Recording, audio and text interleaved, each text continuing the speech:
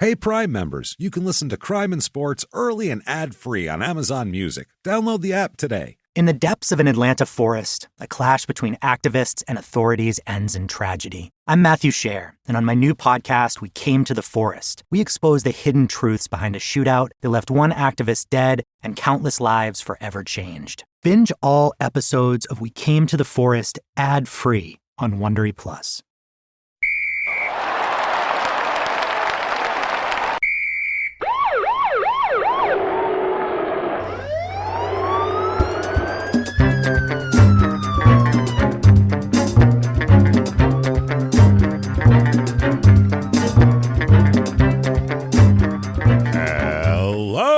And welcome to Crime and Sports. Yay!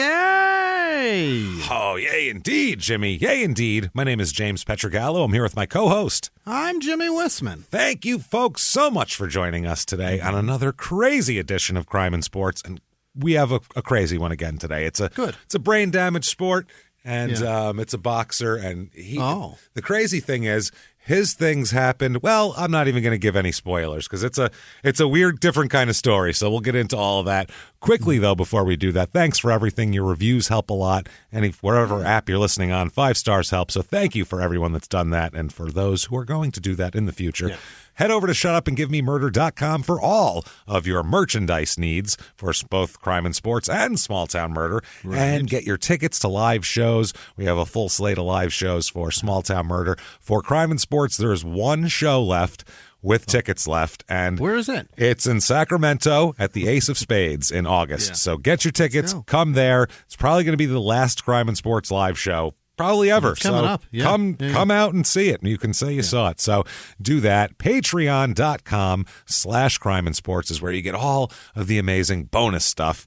Oh my goodness, do we have good bonus stuff. And this week, no different. Anybody $5 a month or above, you're going to get access to everything. Crime and Sports bonus, Small Town Murder bonus. Every other week, you're going to get 2 new episodes all the time. Huge back catalog, the whole deal. This week for Crime and Sports, we're going to talk about a crazy wrestler named Billy Jack Haynes, but more specifically, we're not going to talk about him as much as he's worthy of his own bonus episode.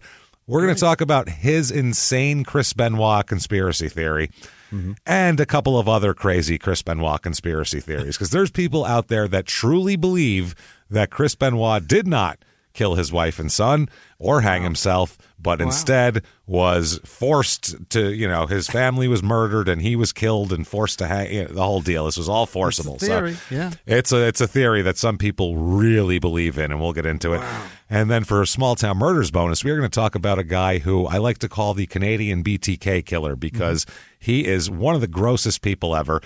The things he did were horrific. The weird pictures he took were just like BTK. You can compare them side by side. It looked like he was trying to replicate BTK's photo album.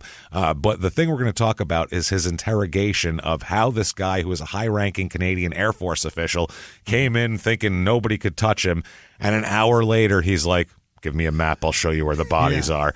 The masterful interrogation of this guy was wild. So we'll get into all of that. That is patreon.com/crime and sports there. And, of course, you will get a shout out at the end of the show, because, God damn it, we appreciate you. And Jimmy will mispronounce your name terribly to show our appreciation. That's how we do it. But he's trying hard. He wants to do it right. I'm doing my very best. What do you want from the guy? He can't pronounce some names. He's bad with Italian names. I can't read. I'm sorry. Yeah. Tough shit. So anyway, do all of that. And also PayPal, crimeandsports@gmail.com. If you want to do PayPal, you also get a shout out for that. That said, let's get into a wild story, shall we? Let's do it. Let's do this. We're going to talk about a boxer this week.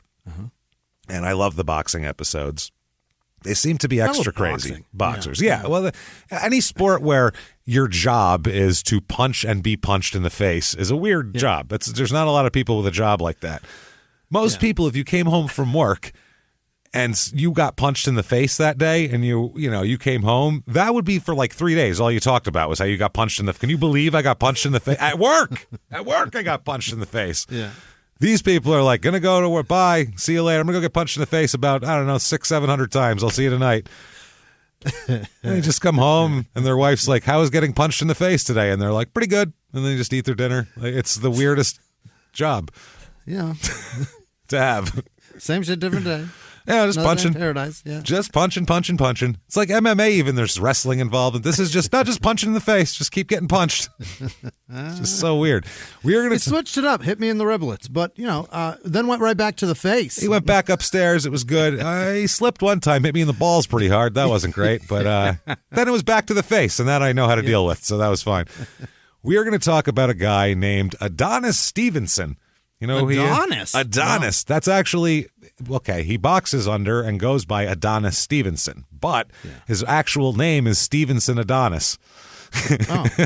Yeah. What?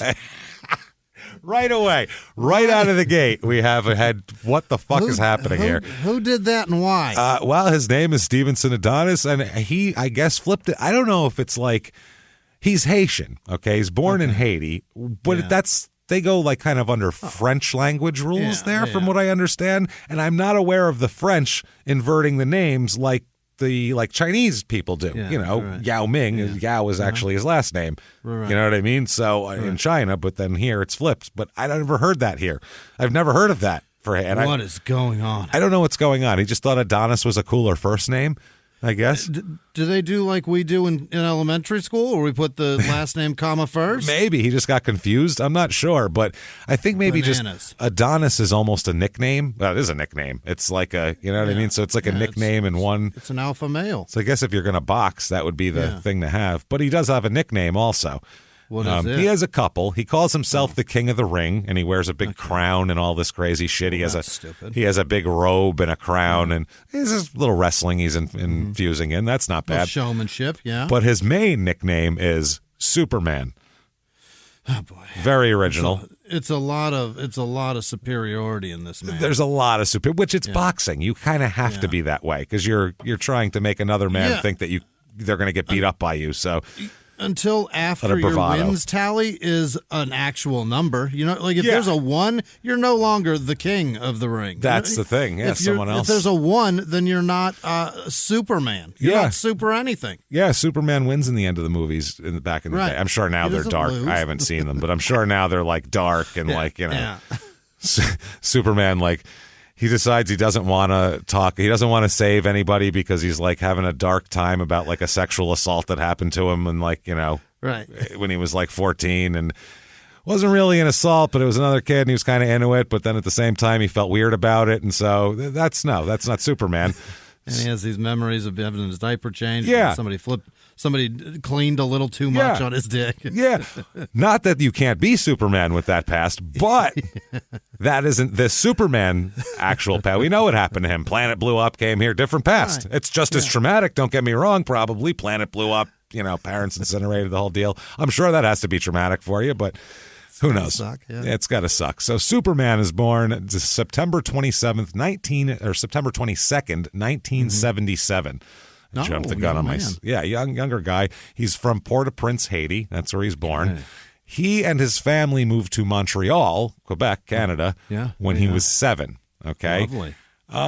His father was dead before he was born.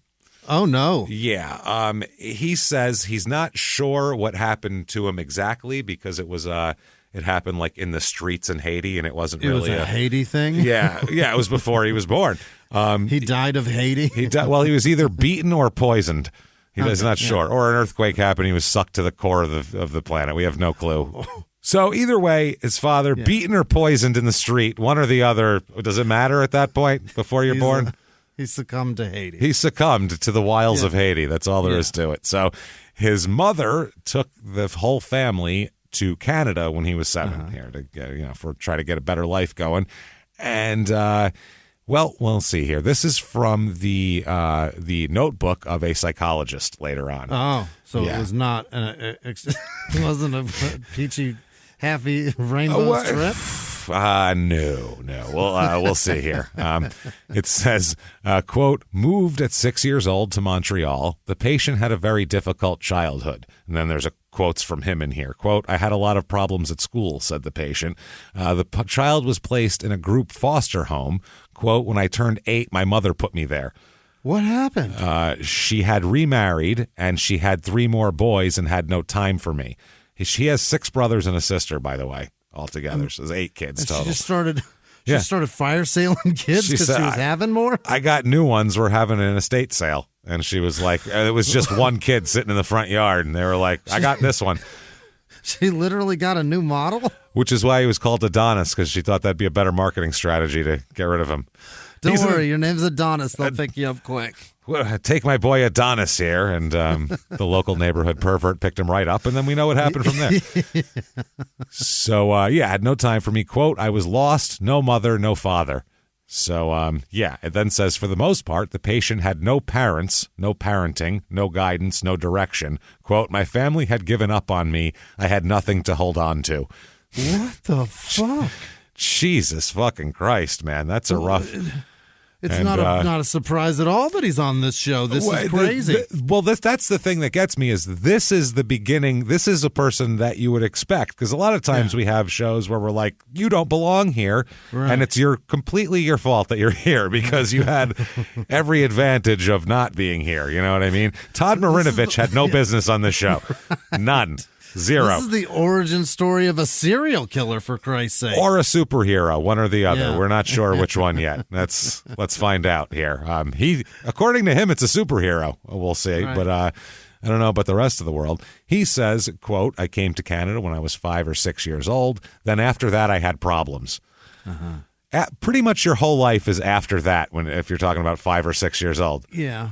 But how about that? To be like, in Haiti, everything's awful, and then you move to Canada where it should get better, and it doesn't get better. But it's not that it didn't get better. It's that he also didn't. I had problems at 5 or 6. You don't remember before that. Yeah. So how do you even know what the fuck happened before that? But to say, everything was great, but I mean, after 5, after kindergarten, that's your life. I peaked at ABC. What a weird thing to say. You peak at crisscross applesauce. I wasn't having it, man. I learned it, and that was it for me. Teacher told me I was coloring outside the lines. I knocked her out. That's how it worked. I decided this is a career for me. He said, I was in a foster home when I was 7 or 8 years old. I don't know my dad. My life was very, very hard. I was poor. That explains a lot. Yeah, so there you go. That's the setting for all this. He said that it was hard because in a foster home environment, obviously it's not really, there's not a lot for you. There's not a lot of, there's a lot of kids. There's not a lot of individual attention in terms of a lot of time. The one he was in anyway, I'm sure some foster parents are wonderful, but he didn't describe a lot of warmth or anything like that. For him, it was a pretty cold environment where he had a place to sleep, and that was that. Sure. And no family, and also being a foreigner, too, coming somewhere. Yeah. To come into somewhere is got to be right. At least everybody speaks French, I believe, although Haitian's different than French proper. I'm not sure. But either way, to come in and be from somewhere else and now you're in a foster home, too, it's got to be fucking horrifying. I can't imagine going to a foster home in some other country when you're 7. Right. Being stuck in there. Kids are so cruel. They'll say horrible things especially if you're foreign. You're from somewhere that's certainly has a reputation for not being easy to live there. That's what I mean. You come in, the kids are pointing, going, "Your dad died of Haiti." Ha ha! Like that's not fun in kindergarten. No one wants that. Your dad died of Haiti, and you're like, "No, he didn't. He got poisoned." And they're like, "Yeah, that's what we're saying." Facts don't matter to fucking kids, no, kiddo. They don't care. They don't give a shit at all. That's the thing about that. They could hear something from one kid, and that is fact from then on. They're forever, like, oh, Christ. Yeah, they're like a message board. They're fucking... That's what it is. 4chan. That's what... Maybe 4chan was just 8-year-olds. Maybe that's what it was. The whole thing is just 8-year-olds, possibly. And they got a bunch of these crazy adults into it now, and they didn't realize they were just being gassed up by 8-year-olds who heard something on the playground one time. It was 4chan because it was just 4-year-olds, and then the 8-year-olds had to make their own. Yeah, that's true. They grew up a little bit. They were like, we sound like babies, man. Yeah, we gotta get going at 8chan now. Remember playground rumors when you were a kid? Yeah. Remember those? Those were the like, you believed those. Right. Like the ones where the girl got a hot dog stuck and then she peed it out. No, she didn't. There's that one, or and just like famous people. Like I remember in like the late 80s, I heard that Paul Orndorff, the wrestler, Mr. Wonderful, died. And I was like, oh, I thought he was dead for like 3 years till he was on TV somewhere else. And he's still alive now. So like he's definitely didn't die in 1987. But Marilyn Manson's ribs and it's all of it. Yeah. Ridiculous things. How do we just buy it? How fucking stupid are we? The orange juice guy who took too much acid. We have all heard that one. From coast to coast. And they go from coast to coast. I went to high school in New York. Jimmy went to high school in Phoenix. We've heard the same fucking rumors. Ones. Do you understand? Same rumors. And this was pre-Google, so there was no way that someone could go, hey, moron, let's settle this right now. That never happened. You just thought, really? No shit? For real? You had to know the Dewey Decimal System and go look up a book. No, for real, man. I read it in fucking, whatever magazine, some metal magazine or some shit. I swear to God. I thought you meant like specific people.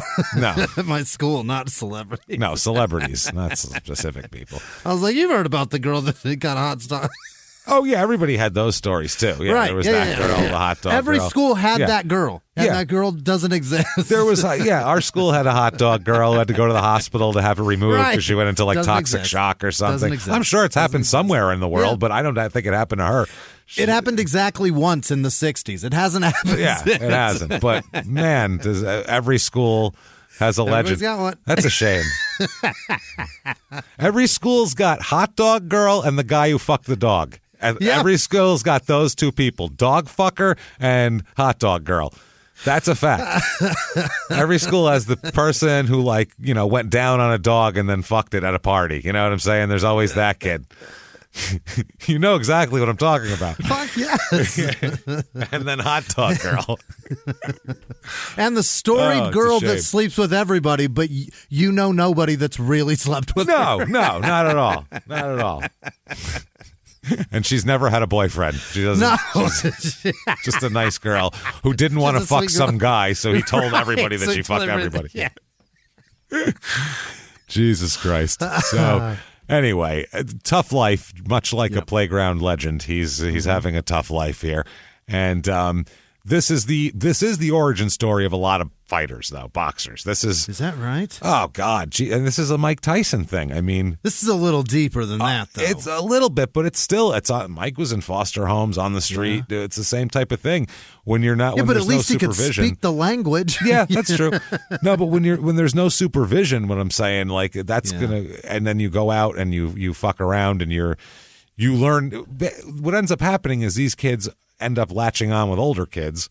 Yeah. And they have to be the same physicality as these older kids to roll with them. And so then they end up being really, aggressive physically. So it's literally like prison. Like sending a kid to prison teaches them how to be a criminal. That's it. You send a good kid out with the bad kids, you're going to teach him how to be a bad kid. Or the way he puts it, quote, when you're a kid and you're in the streets, you don't think I'm going to college to be a doctor. You think survive, Yeah. Right. Yeah.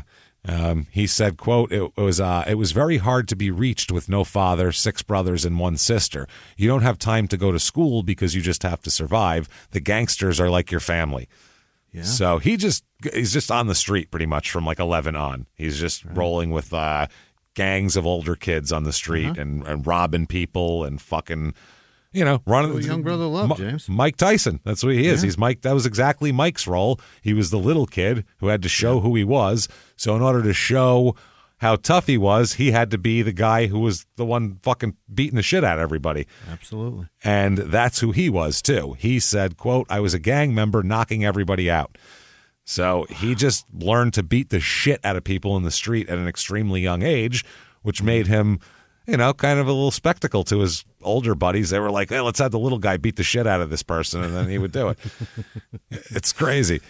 In boxing, that's great, too, because he knows how to take a punch. And knows how to throw a punch. He knows how to do this. And he said, but when I'd fight in the street, I'd get in trouble, which he got in trouble countless times as a kid. Sure. Canada is a lot different. Here, like, your juvenile records are supposed to be like sealed or whatever, but we know everything Mike Tyson did when he was fucking 11. You know what I mean? Right. In Canada, they're a little more tight on that sort of thing. So that's good. It's better for the kids, I guess. But yeah, he got arrested a lot as a child in terms of little petty arrests and fighting, robbing, vandalizing, everything you would imagine an 11-year-old gang member would get in trouble for. He did it. That's what he was doing, yeah. Which is so funny because I picture them, it's you don't get more quaint than a French part of Canada. You know what I mean? Right. Canada, nice. French, not the nicest reputation, but very much like, fancy. And you're Canadian, and this guy's just going around punching the shit out of you, knocking your beret off of your head. Right.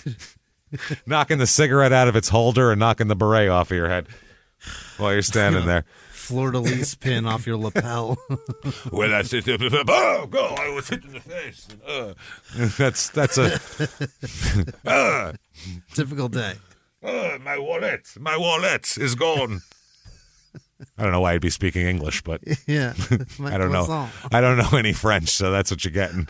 My croissant is in the dirt. That's it. You're just getting a bad French accent of me just acting like I'm smoking the whole time. Going, I don't know. That's all you can do. So anyway, he's doing that. He's fighting in the streets. Eventually, he ends up in a gym. Okay, which is good. That's what. Yeah. If you have a kid running the street fighting, you want to put that energy into a productive place that might actually teach him something. Yeah, And also, you rarely get arrested while hitting a heavy bag. That's the other thing True. that happens. Yeah. It's very rare that you're put in jail for something while you're exercising. It's not in a building. So he ends up being there, but he didn't go there to fight and to train. What did he go there for? He went there. A friend of his was going to this gym to work out, and he brought Adonis over as a bodyguard. Oh. To like hang out with him, and so no one fucks with him all the time. How many people are looking for this guy? Well, he's like a higher guy in the gang apparently. Right. So he takes his keep an eye on me while I do my wind sprints. he takes his badass dude around with him all the time, and I think he's seen mob movies, so he's like, I'm the boss. I'm supposed to have like a guy. You know what I mean? I'm real vulnerable when I jump rope. That's what it is. I can't see anything coming. That's the thing. When I'm hitting that speed bag, I'm super concentrated. You know how it goes. So, yeah, he's doing that. So he goes there, but there's a guy there named Tiger Paul, who's a karate dude at this gym, who sees talent in Adonis. Yeah. And he takes him under his wing at the gym. Yeah. And Adonis says, he saw that I had talent. Well, there you go. So he ends up fighting in Quebec for Golden Gloves and doing all that shit, going up the ranks. He's an Olympic hopeful, Jimmy. Oh. An Olympic hopeful. And then what age? It all goes away. Around 19, 19 or 1920, 1997, 1996, 1990, going into 1998. Then in 1998, he stops boxing for a few years. He stops boxing, and he won't box again until about 2003, 2004. That's a little bit of. What's the break about? That's a big break. We'll get into the break. Don't worry about that. We'll talk about that. But let's talk about what he does after the break first, and we'll make the break a surprise of why he was gone for 6 years. Fantastic. So in 2004, he becomes the Quebec middleweight champion.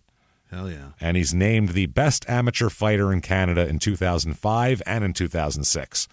He won the Canadian national title in 2005 and 2006. He competed in the Commonwealth Games in Melbourne, Australia in 2006. By the way, the Commonwealth Games has 54 fucking countries in it. Is that right? That's a lot. That's like half the Olympics, isn't it? I can't name fucking 20 countries. How many countries are like sending teams to the Olympics? Like 100, right? I don't know. How many countries are there?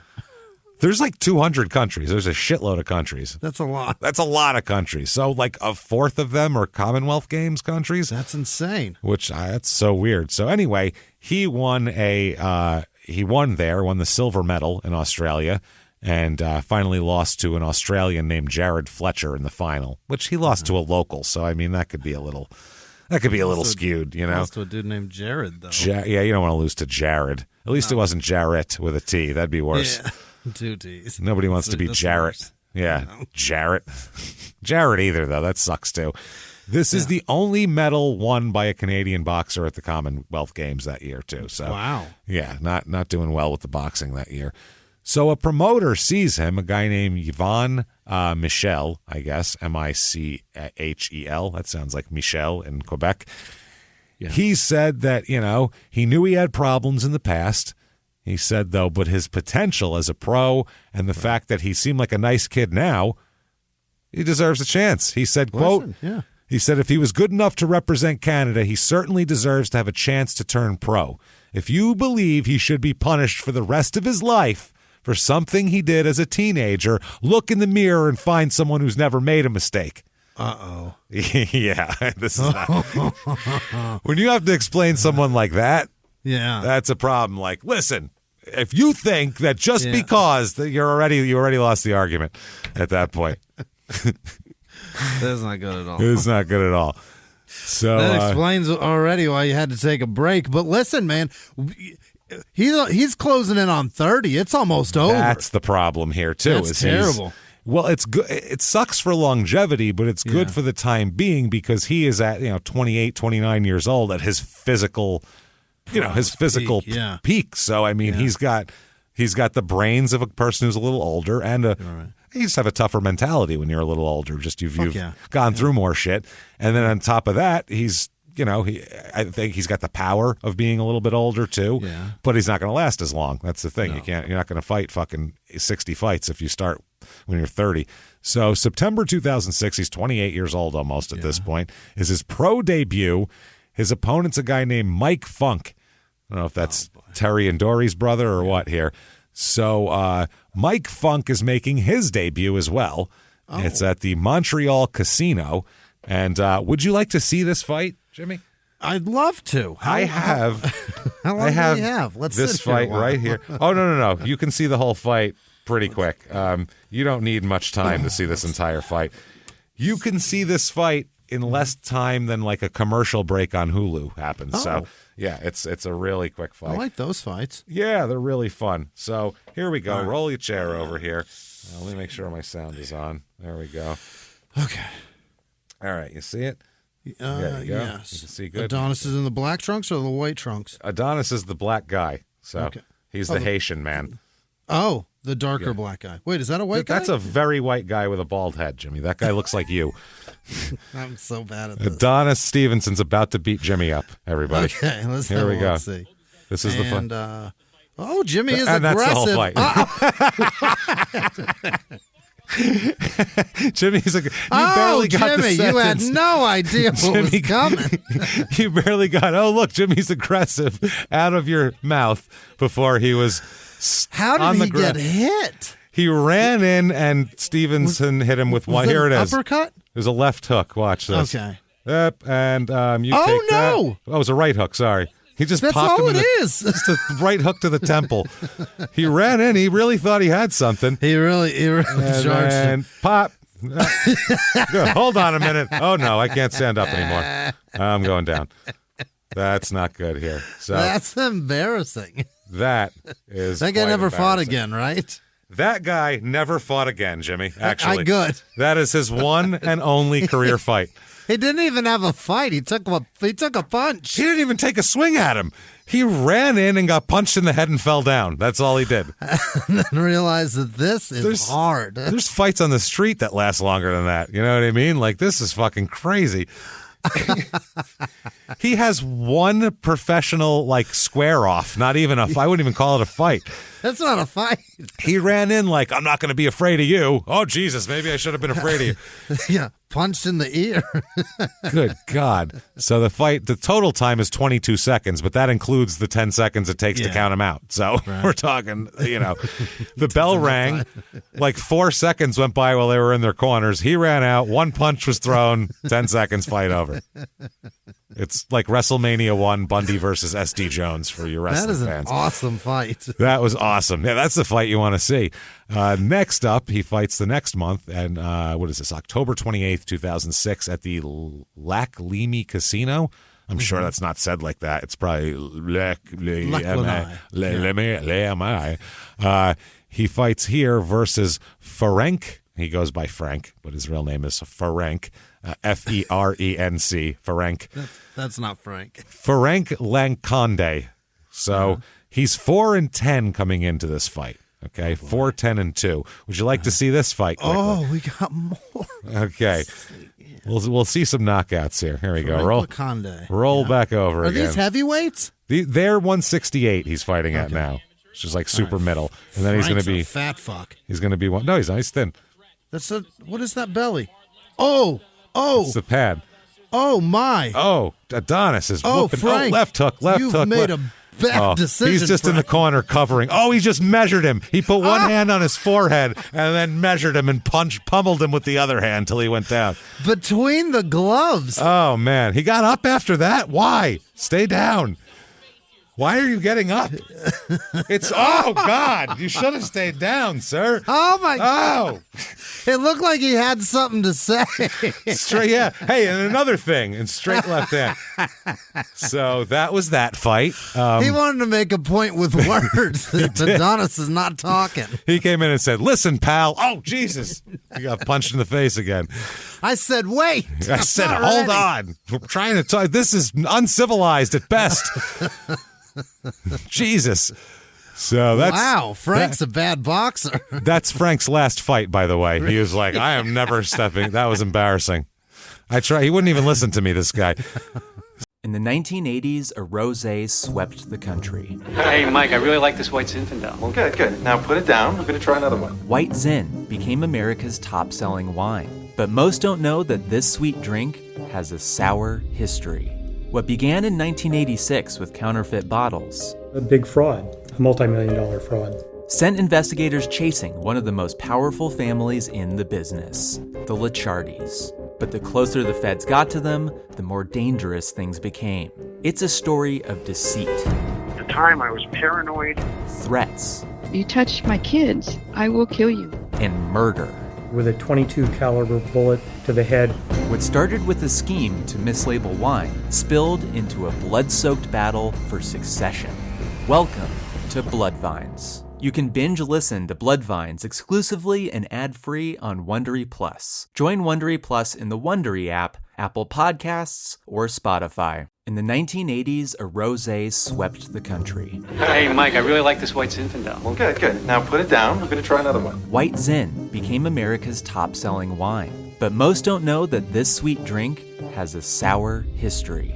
What began in 1986 with counterfeit bottles... A big fraud, a multi-million-dollar fraud. Sent investigators chasing one of the most powerful families in the business, the Licciardis. But the closer the feds got to them, the more dangerous things became. It's a story of deceit. At the time, I was paranoid. Threats. You touch my kids, I will kill you. And murder. With a .22 caliber bullet to the head.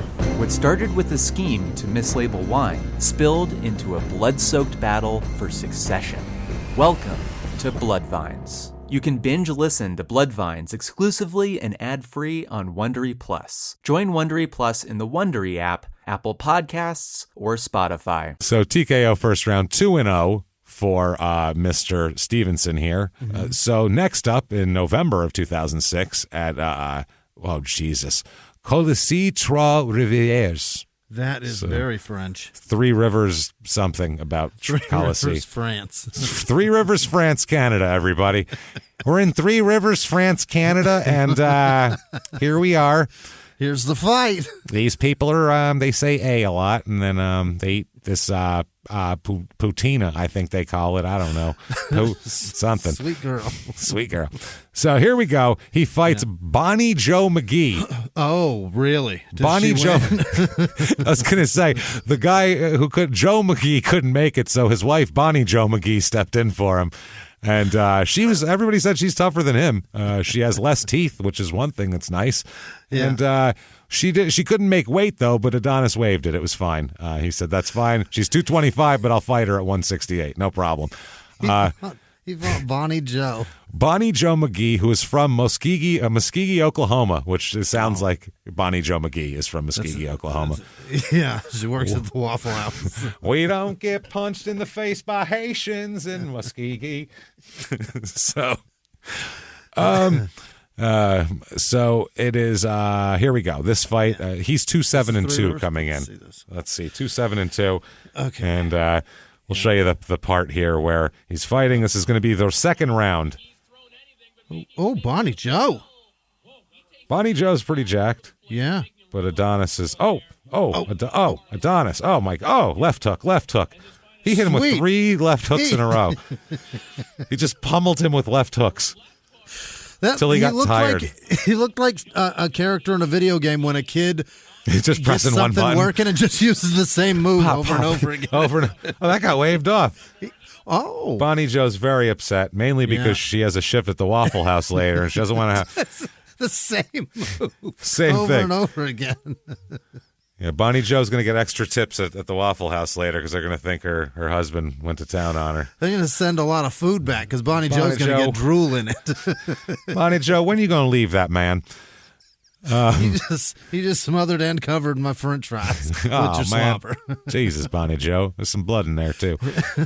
So that's a second round TKO, 3-0 for Stevenson. Next up, in December of 2006, at the Montreal Casino, he fights Eduardo Calderon, who's 3-0 coming into this fight. Really? So it's 3-0 versus 3-0, everybody. And shall we watch it, Jimmy? Yeah. Let's see what we got here. Oh, man, he is like a fucking machine gun right now. That was like 3 body shots, 2 headshots, and dude just knelt down. Eduardo looked like me at a party when I've had too much to drink, and I just go down to my knee. That's what he did. One knee. Oh, now he's just running around covering his head. He doesn't even know where he's running.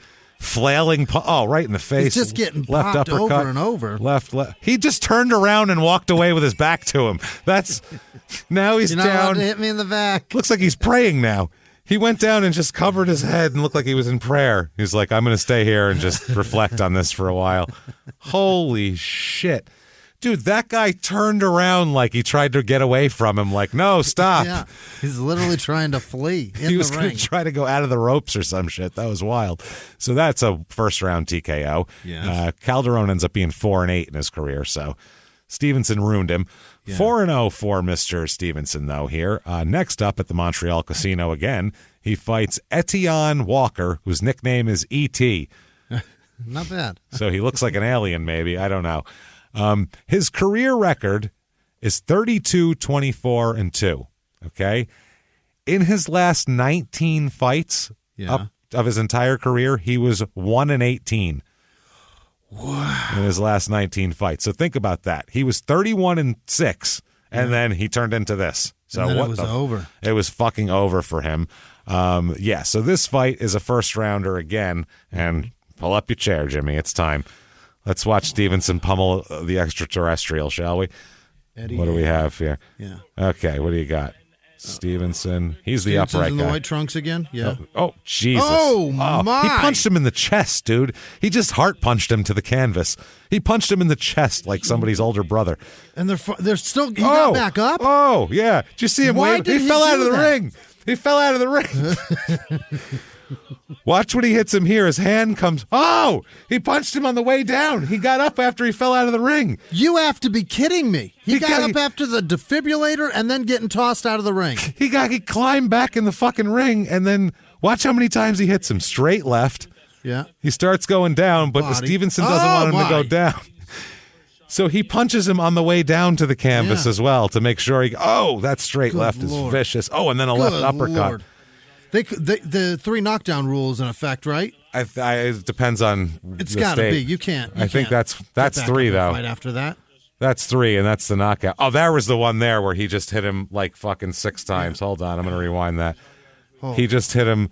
Watch this. This is where he starts to go down, and Stevenson hits him so many times on the way down like a machine gun punch. Oh, my God, he did get up again then. He's falling, covering his head, and Stevenson hit him like 6 more times on his way down to the ground. I've never seen that before. Never seen that before. So that's a first-round knockout, 5-0. He knocked him down 4 times in 1 round. Yeah. That's insane. That's a lot of knockdowns. It's in the first round, so it's if a guy goes down 3 times in the first round, I don't care if the knockdown rule's in effect or not. If I'm the ref, I'm going, you just started. Right. And it's already 3 times. This is over with. You should have plenty of wind right now. If you've gone down 3 times in the first, this fight's over. I'll give you 1 knockdown. Maybe he surprised you when the film you watched, he didn't go left and throw right. He did the other thing, so you were expecting that. I get that. Yeah. But at 3 times, okay, you're going to lose this fight, bro. You think you're going to come back and win now? Right. No. Your death is not going to be on my conscience. You go home. Yeah, go home while you can still remember your kids' names, please. Thank you. This isn't good. Next up at the Montreal Casino in April of 2007, he fights Carl Cockerham. What? His name is Carl Cockerham, which sounds like a name that someone would call you in school if your name was like Flockerham. They'd be like, "What's up, Cockerham?" and everybody would laugh at you. Cock, and it's spelled cock her ham. Cock her ham. So if ham was a euphemism for pussy, his name would be I think it is. Dick her pussy would be her name. It is now. I think it is. It is now. I'll tell you that much. That's what it is now. Ladies, how's your hams doing out there, everybody? Oh, man. Let's have a look at that ham. Let's take a peek at that ham, ladies. I hear you got a honey baked. Let's see what you got. Hey, sweetheart, I hear you got a nice glaze on that ham. Let's see what you're doing. Sweet like honey baked. Let's see what you're working with, sweetheart, huh? Nothing I like more than the delicious pink ham. You know what I'm talking about? Just so salty. Juicy And salty. You know what I mean, right? Good lean ham. Cocker ham. Cocker ham. Cockerham. Cocker ham. One word. And his first name's Carl, which for some reason makes it even funnier. His last name's like a hashtag. It's got alliteration to it, so it's Carl Cockerham. It sounds ridiculous. Carl. Cockerham. Cockerham. Carl, get in here. Cockerham. That's what a porn director would tell him. Yeah. Will you Cockerham already? Carl Cockerham is a porn name. That is a porn name. It's a porn star.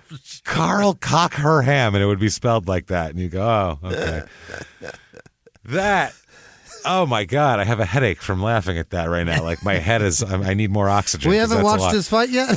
Carl Cockerham, we're not going to see it because he's a 12-12-3 fighter coming in, so nothing spectacular. But it goes all 6 rounds. Apparently, really? Carl Cockerham knows how to work. He knows how to work the edges. And what he does is, this is the thing, a lot of guys try to stay away from Adonis. They try to stay back from him. Carl Cockerham gets in deep. That's what he does. He gets inside, deep inside of Adonis's defenses. And it's harder to get him out. You know what I mean? Beats up the walls. And that's the thing. And he doesn't come out until he's spent either. He's not going to come out until he's given his load. He's given everything he's got. Until he's unloaded on you. Then he will empty. Then he'll pull out of the deep he'll pull out of the deep hold, and he'll then get a distance from you as far as he can. He'll leave you quivering. He will leave you quivering. That'll happen. So, unanimous decision for Adonis. I guess he beat up the Cockerham pretty good. 6-0. Oh God, I wish Carl Cockerham was a criminal because we'd have a ball with him. At least a video of the fight. He could get 2 parking tickets. We could get a whole episode out of him. 2 parking tickets. Did you ever steal a candy bar, Cockerham? Come on, Cockerham. Something you had to do. So, May 12, 2007, at the Montreal Casino, he fights Marvelous Marcus Thomas. Yeah. There he is. He's 10-1 coming into this fight. Right. It's a 1-round fight. Would you like to watch it? Marvelous Marvin. Roll on over here. Yeah. Oh, what Marcus? do you got? Marvelous Marcus. Not Marvelous Marvin Hagler. You got a lot of balls being marvelous anybody unless you're Marvin Hagler. How dare you? So here we go. That boxing glove in the corner looks like a brain, by the way. It does. It's got with the web. Yeah. Okay. He looks like he's fighting. All I see is it's a black guy with like a bun on top. Oh my! This is a heavy right. Oh, left to the body. Oh, dear Lord. He fell down. He hit him with a left to the body. The guy hit it and then was like, I'm okay. And then was like, oh, shit, no, I'm not. And then fell down. He took like 2 steps and then just collapsed. That body shot, I felt it. And I was like, go down, dog. And he's like, Jimmy's right. He thought about it. He had a minute to think about it. I think I should sit. Is he going to? Oh, no, he's in pain. Looks like he cracked like 3 ribs. Yeah, he's going, oh, shit. Jesus. I think he's over. I think this dude's got broken. No, he's over. He's done. So there's that. Okay. Wowza. That is fucking hilarious, by the way. That's a solid fight, though. Those are each and every one of these. I want to see him. I'm upset that I've never heard of this guy. They're fun. They're fun fights. His fights are fun. They're all. I mean, he's got a lot of fucking a lot of punching happening. Well, we'll finish this fight. Oh no, he waved it off. Ref waved it off. Here's the replay of it again. Yeah. It was a left to the body. Boom. Holy fuck, man. He was not expecting that. Dude, that guy he took a dive. I'm sorry. You think so? He got hit. Dude, this is in the first round. He got hit a couple times. It was like, whoa, this guy hits hard. He hit him. He put like his elbow down to like just do defense, kept his defense up, looked at Adonis right in the eye, and then sat down on the canvas. He was like, oh, he's going to hit me more, and I can't beat this man. That you could see it in his fucking eyes. So you think he quit or took a dive? Because taking a dive is like... I think he quit. I think he said, I'm not getting hit again by that guy. I don't think it was for like a gambler's purpose. I think he got hit real hard in the ribs and was like, oh my God, that was... And then he looked at him and was like, oh shit, he's going to do it again. And then he sat down. He means business. Yeah, I don't want to do this anymore. You know why I think I'm right? Because Marvelous Marcus was 10-1 coming into this fight. His career, 10-5. Never won another fight. He fucking he broke him. He broke his fucking brain. Broke his mental, his outlook here. He thought that was coming for his face though, because he got a jab, so he put his defense up high and then taking it right in the belly. That just shows he's terrified of Adonis. That's what it is. Yeah. He's terrified. There was a Tyson fight where a guy did that, where he's just flailing his arms around. He just looks like terrified of him. And you're like, oh, man, he hit him once, and he's like, I'm going to go down now. That's enough for me. 7-0 for Adonis. Next up in June of 2007 at the Uniprix. Uniprix? I wonder if Cockerham ever goes there. The Uniprix. Unipri, right? I'm sure it is. Uniprix, because it's in Montreal. So, yeah, Uniprix Stadium in Montreal versus Alvaro Pantera Enriquez. Hell yeah. Fucking metal. Comes into fucking, comes into he's fucking, he's coming in there. He doesn't even wear gloves. He just shoulder blocks you like a mosh pit. You have to punch him while he tries to mosh you. That's the rules of Pantera Enriquez. Cemetery Gates. Oh, man. So he's 7-1-1 here. Yeah. And let's see here. This is a 1-round fight. Would you like to see Pantera get rocked? 1-round fight with Alvaro. Let's see this again here. Alvaro Enriquez, Pantera. Here we go. No. He is big. No, he's not. No, that's not a big guy? That dude looks huge. He's smaller than Adonis. Yeah, he's got a ponytail. He looks like a lover, not a fighter. Like you tell you. Oh, Jesus! He fell down like he got thrown out of a car. He fell down on his back, rolled over. It looked like he got pushed out of a moving car. He looks like the type of guy they throw so many well-thrown punches that don't land at all. Look at those jabs; those look good. Great. Oh, and then he got hit once and just. He rolled over on the ground. I've never seen that before. Look at that. I'm going to get you. Jab, jab, jab, jab, jab. He threw 6 worthless jabs and then ended up rolling over. That was the whole fight. He looked like Muhammad Ali throwing jabs, but Muhammad's head.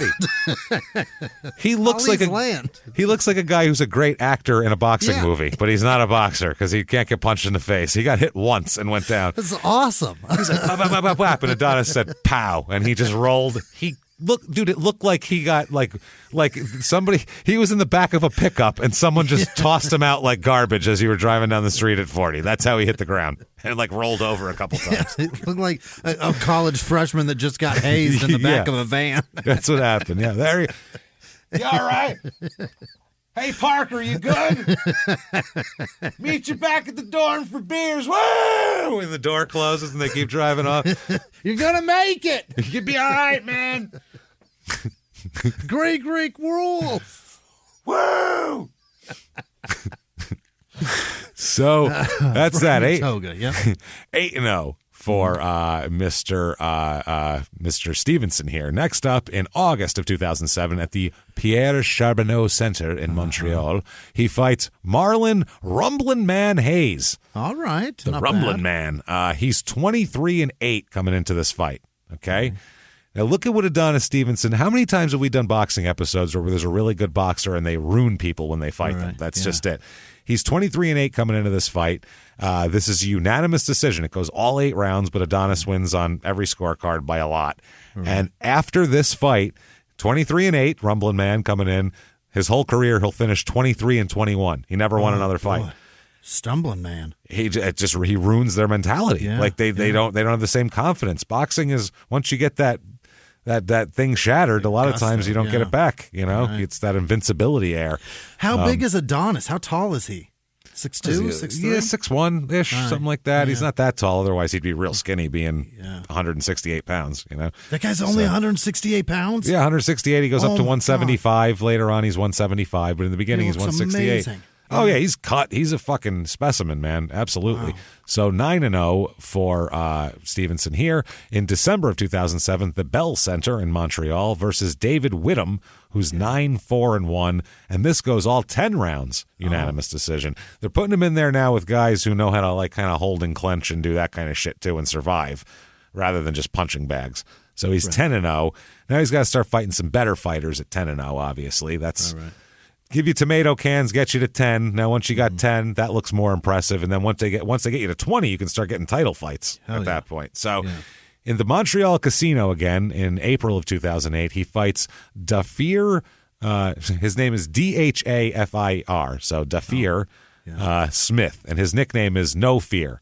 Oh, okay. It should be The Fear. I'm the fear, motherfucker. Yeah, fear me. I'm the thing you should be scared of. But instead, he's No Fear. And he's 20-16-6 coming into this fight. 6 draws? How the fuck do you get 6 draws out of 36 fights? 20-16-6? Fuck, more than that, out of 42 fights. Yeah, 20-16-6. Anyway, this fight goes 5 rounds, and let's show you the 5th round here. It's going to be a TKO for old Adonis. Here we go. Old Dafir here. No Fear, Dafir.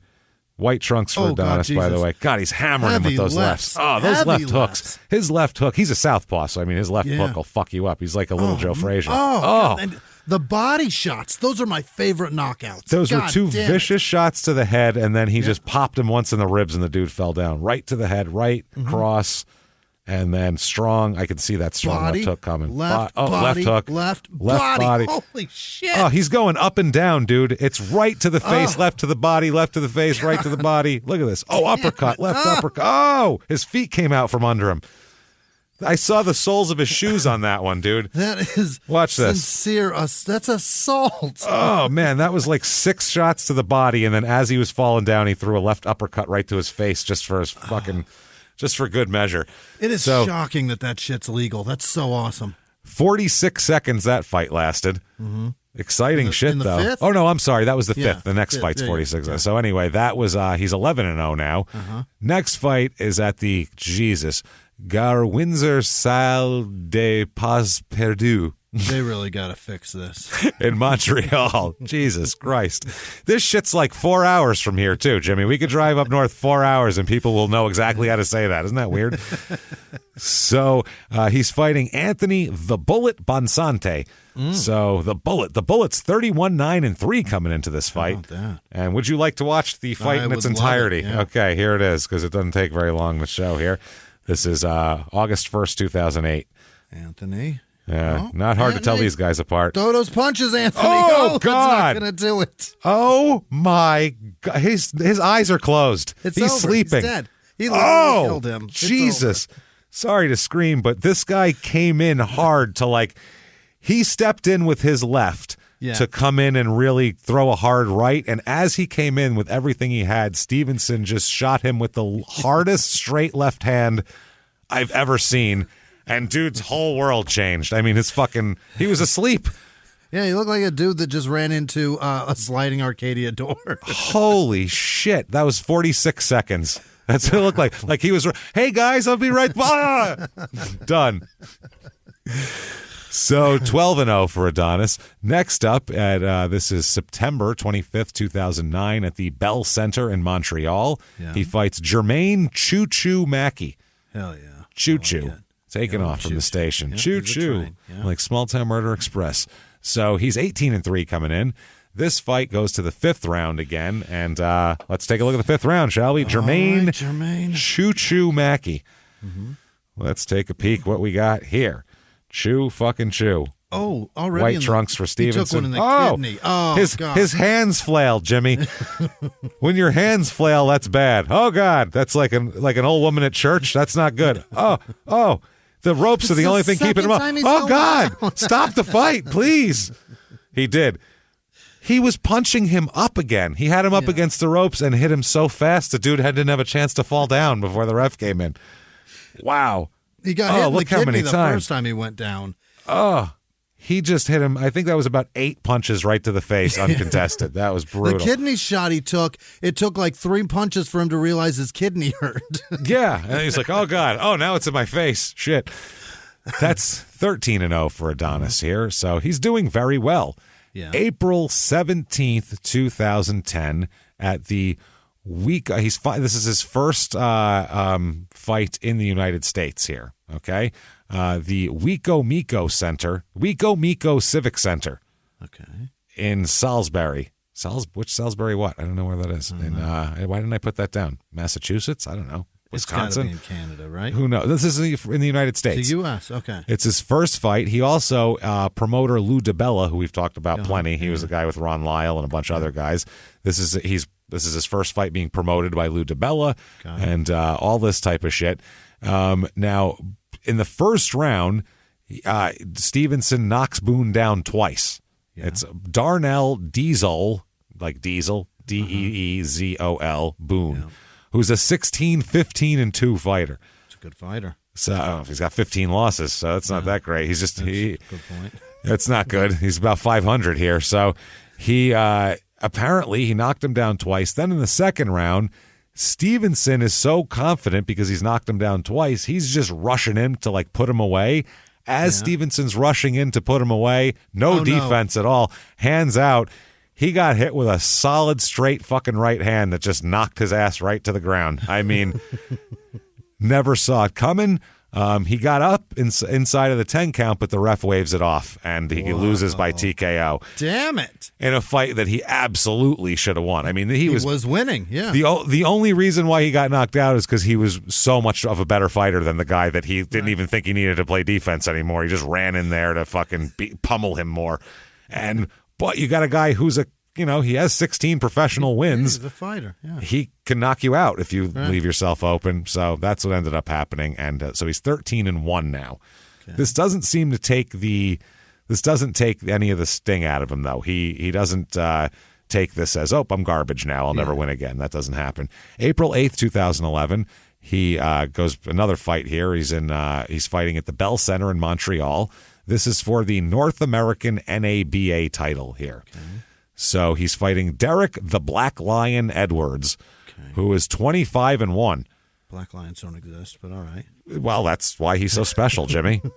Jesus. Now we're going to see this one? Fucking A. If he was the unicorn, would you have a problem with that? So this fight goes into the third round, and let's see what happens. Derek Edwards, April 8th, 2011. I hope he's a white guy. That would be great. The Black Lion. Stevenson is just unloading with rights and lefts here at this point in time. Left hooks to the body. Dude's trying to hold him. Edwards thinks, my Jesus. God. No, that didn't happen. Did I just watch that? It looked like he was shot in the face. It looked like in Godfather 2 when they shoot Vito's mom and she flies back from the shotgun. Let's watch it from this side so we can see. Does his face come in? Oh, God damn. Physics-wise, that shouldn't happen. Yeah. He was standing still and then went into like the fastest backwards motion you could make a human body go in with a punch to the face. Holy shit. Is Adonis part 11? Yeah, that looked like Stranger Things. That literally looked like he just did like what Young 11 did to number 1 against the wall in season 4 here. Like, that's what he just did, because he flew back. If the ropes weren't there, he would have went against the wall, and then bats would have flew out, and then a gate would have opened up into another dimension. That was unbelievable. What the fuck is happening? I can't believe it. Everybody look up Derek the Black Lion Edwards versus Adonis Stevenson, because I don't know how to describe it to you. It's supernatural. It literally looks like the man was shot in the face. But if you're shot in the face, the physics don't actually do that. With a shotgun, though. The physics don't do that either. It's got to be a weight. The only way you'd get shot in the face and do that is like an artillery round from a tank shot you in the face. You might fly backwards like that a little bit, but like it's a physics thing. I've never seen him go down like that. No, because the thing has to weigh as much as you. So his fist weighs as much as this man. Evidently. He just defied physics, everybody. So maybe that's his crime. You don't know. That was amazing. You don't know if his whole history is he is 11, and that's where he was for those 6 years. He was in a government black site being trained to kill the Russians and fight underworld demons. We don't know. And his nose bleeds every fight. It's a genius sport for somebody like that. Well, yeah. 'Cause then your nose is bleeding and it's bleeding anyway. You can make it go away. Just got punched in the nose 3 times. What do you expect? Obviously, it's bleeding. He sticks it out so he gets hit once. Okay, there it goes. Next up is at the MGM Grand in Las Vegas, baby. Here we go. The big time, I guess, for boxing. He fights Dion Shuja El Amin Savage, who is, I think he changed his name to that. He's 11-1 coming into this fight, Savage is. Want to see the fight, Jimmy? I sure do. Let's see. Savage? Let's see if he's going to use his powers again here to thwart the Demodogs. Let's see what we got there. Does he Screaming. I think he does. Okay. Here he is. Yeah. Adonis is in the... Okay. Oh, he fell down like a tree and popped back up again? Wow. He popped up like he slipped. Yeah. But he didn't because he fell like a tree. All right, here he comes. Striped. I don't like the stripes. It looks like a prison pants. I was going to say, it looks like he's boxing in prison. Yeah. Oh, lefts to the body. Oh, boy. Oh, his head's just going back. This guy takes a punch pretty well. Yeah. He's left, just treating him body, like a heavy bag. Yeah. Oh, that left to the face was pretty good. He's throwing a punch every once in a while to keep himself in the fight. Jim. These are just shots. Oh, my God. That left hook. The ref finally said, I can't watch you get punched anymore. I can't allow this. I'm getting sad. Oh, no, wait. Yeah. Oh, there it was. Yeah. Your mom could be watching. I feel terrible. I don't want to see this. I want to work again. I don't want him to murder This is you bad. today. So 15-1. The rest of his career, 11-1 coming into this fight. His career, he'll end up 12-10. This guy. He ruined him. Ruined his career. Next up at the Bell Center in Montreal, December 10th, 2011, versus Aaron Pryor Jr. He is fighting so much. He is. He's fighting. He's got it. He's old. He's getting old. He's fucking 33 right now. He sure is. He's got a 34. Doesn't have a lot of time. Almost 33. Say almost. Yeah, no, 30 December. Yeah, he's 34 by now. You're right. So the last fight he was 33. He fights Aaron Pryor Jr. We talked about him because we talked about his dad, obviously, and the Hawk there, and here Hawkeye, whatever his name was. He is 16-4 coming in, Pryor Jr. This is for the NABA Super Middleweight title and the vacant WBO NABO Super Middleweight titles. Somebody's as well. about to be a 2-time champ. So, yeah, this is a couple of belts here. Let's do this. Let's show you this fight. This is round 9. This is a 12-round fight. Here we go. We're going to catch up in round 9 here. Oh, my God. That what right the hand. Fuck was that? Dude, the guy's holding on. He just blasted him off the ropes, and he came off the ropes. He hit him in the face with. And then he just fell down like he got hit in the back of the head with a chair. So bloody. Oh, man. Fucking Pryor's a lot taller. Oh, boy. Oh, that left was brutal. A vicious left hook to the face. Pryor went down on one knee like he's got, like the wind's knocked out of him. He's got a headache. Oh, he's just calling to his corner to wave it off. Did you see him? Did he? He just did like this with his glove. Yep, he did. He looked at his corner and then waved with his glove. Yeah. Go and fucking call it. Yeah. I can't. This guy's whooping my fucking ass. Fucking hamburger. Dude is thumping me, and I don't like it. How is so? What? They're fighting light heavyweight? Yeah, super middle. Okay. This is 168 is super middle. This is a great fucking field. I love it. It's fun. This is like where like Bernard Hopkins fought for a long time, and guys like that. You can get because you get knockout power and you still get quickness because a lot of times these guys are like 154 pounders who have come up later on and gained weight and shit. So, have you ever gotten a message out of the blue? Maybe you ignore them, or maybe you end up in conversation. Maybe they tell you about an amazing offer. I can really show you how to make some money. And maybe that gets you into a lot of trouble. But this isn't a story about people like you, the people receiving these messages. This is a story about the people behind the messages, on the other end of the line. Thousands of them, working in a microcity built for scammers. From Wondery, the makers of Dr. Death and Kill List, comes Scam Factory, a new series about survival at the expense of others. Follow Scam Factory on the Wondery app or wherever you get your podcasts. You can listen to Scam Factory early and ad-free right now by joining Wondery Plus in the Wondery app or on Apple Podcasts. A few miles from the glass spires of Midtown Atlanta lies the South River Forest. In 2021 and 2022, the woods became a home to activists from all over the country who gathered to stop the nearby construction of a massive new police training facility, nicknamed Cop City.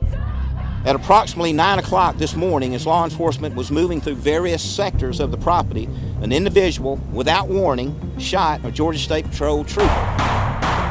This is We Came to the Forest, a story about resistance. The abolitionist mission isn't done until every prison is empty and shut down. Love and fellowship. It was probably the happiest I've ever been in my life. And the lengths we'll go to protect the things we hold closest to our hearts. Follow We Came to the Forest on the Wondery app or wherever you get your podcasts. You can binge all episodes of We Came to the Forest early and ad-free right now by joining Wondery Plus. You get that an awful lot with it. So, this. Yeah, 168's a fun one. 175, that's Roy Jones, fought there forever. Rocked him. Or 177, whatever it is. Yeah. So anyway, there's that. He's 16-1. At that time as well, he's in a 4-year relationship with a woman. Okay. Everything's going well. They have 2 young girls. One was born a month before the Aaron Pryor fight. Okay. Life is going well. He's fought twice in the U.S. He has a waiver allowing him to leave Canada, even though he's got this record. Right. And let's just say grace. As a 2-time champ right here, yeah. This is grace right now, I would say, because February 2012, while promoting his next fight, his past comes out. Oh. Now, the thing about his past is it's not fucking hard to find, because I looked in a newspaper archive of him, and when this all happened, it was well covered in all the papers here and in magazines, and it was a big giant story that any boxing journalist could have looked up any time in the last 6 years. I don't know, while he was at the Commonwealth Games, while he's doing any time, any of these people could have just, let me do a quick search on him, see what comes up with, and they would have found this. But instead, they acted like it was, oh my God, how could we have possibly known who he was? We've all been duped. Okay.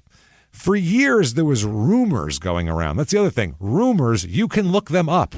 Right. Even pre-Google, you could go to the goddamn library and look up old newspaper archives. But this is fucking 2012, for Christ's sake. You can look up. Our show comes out in 4 years. Do you understand that?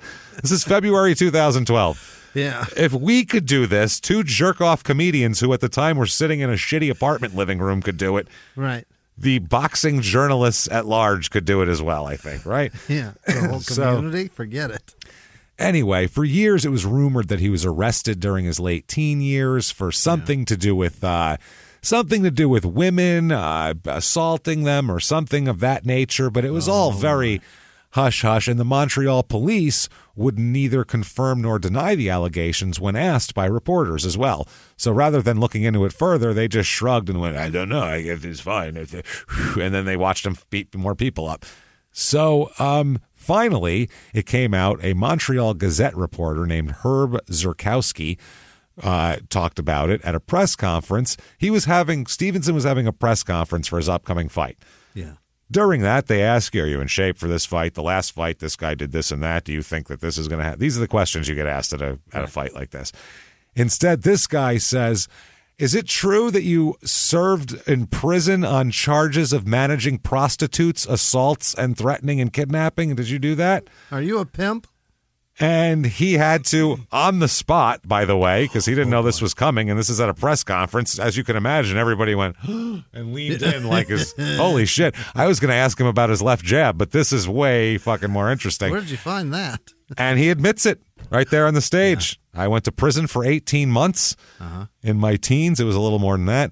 We'll talk all about it. And He would not elaborate on what exactly it was or whether he received any treatment for this fucking shit that he was in there for. Has he gone to a psychologist or has he done something to whatever? Have you done anything to fix yourself or any shit like that? And he won't really answer anything like that. So let's go back in time to May of 2000, right?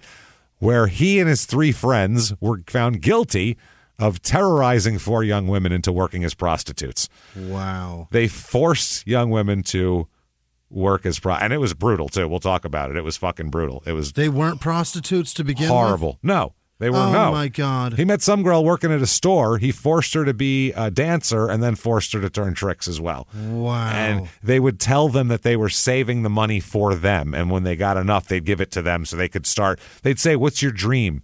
What's your dream?" They'd act like we're like your life coaches, basically. We're going to help you. We're going to help you fuck your dream into reality, and we'll save the money. And then when it's time, we'll go, "Here you go. Go achieve your dreams." And we'll send you off with butterflies and doves, and it's going to be beautiful. That's what the a pitch.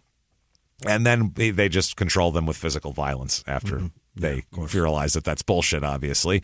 All these women are young ladies at the time. Some of them were under 18, I believe, were having family problems, other difficulties, and shit like that. And predators have a sixth sense for who is vulnerable, and they know who to approach. That's might be more vulnerable, or who's going to tell you to go fuck yourself and spray you with pepper spray. They know the difference. So what they did is they pretended to be in love with the women. They romanced them at first. "I'm your boyfriend," like pimps do. And then after that, that's when they were like, "Oh, by the way, this is what you're going to do, but I'm going to help you because I'm helping you achieve your dream because I love you. Obviously, I'm the only one who loves you. You know what I mean? This is just a means to an end." Sick. It's fucking gross. They would force them to work for their escort agency, okay, called, they had multiple names for it. They changed. First, it was called Orgasm, which is a little on the nose. Yeah. It's a little on the nose, right? It's too much. It's right there. Then they changed it to Obsession, which is, I don't know if Calvin Klein sued them. I don't know what the legalities of that are. But, and then they said, you know what? Fuck it. Orgasm and Obsession is the name of our... Orgasm and Obsession is the name of our business that we're going to run here. LLC. Quote, Business Inc. Orgasm and Obsession Inc., I believe is what it was. That is unbelievable. I mean, what do you... It's hard Jenny, to... we need the corporate minutes. Seriously, you have to write down what goes on at these meetings. It's important. You should probably take a little more incognito name in case you get in trouble, because what do you get at Orgasms and Obsession? Well, I mean, I suppose I think it's legal in Montreal, like escorts and stuff like that, but not forced escorts that are like you can't underage or trafficked or whatever. So it is.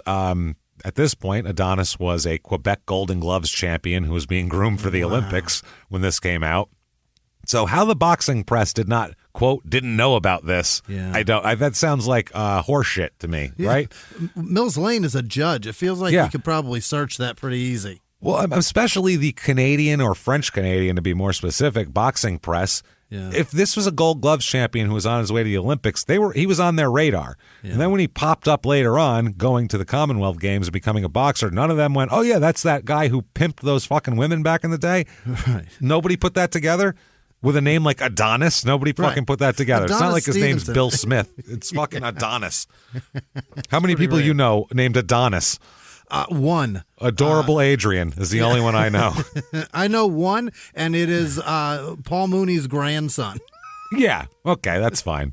If you're Paul Mooney's grandkid, I'll give it to you. That's fine. So anyway, here he's the victims were threatened and beaten.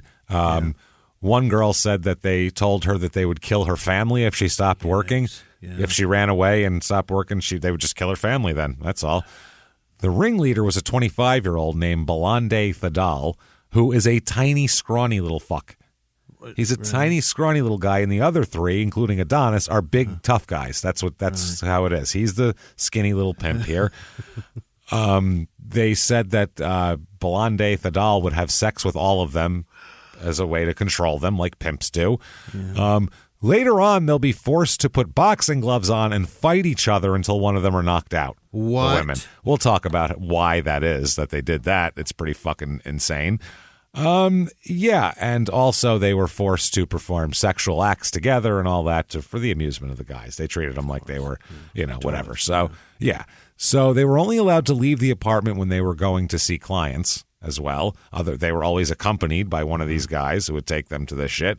On their return, they'd have to give all their money up, except they'd be able to keep enough, they'd give them like $10, just enough to buy like a fast food meal or some condoms or something like that. Wow. But nothing where they could actually like get away from them with $10. You know what I mean? Obviously. So they were promised half of what they made. Okay, that was the deal was, listen, it's 50-50. We protect you. We get you the clients. We have the whole, obviously, the business apparatus set up. So, that costs, but corporate structure costs money. Jenny's taking notes. So what do you think? That's free?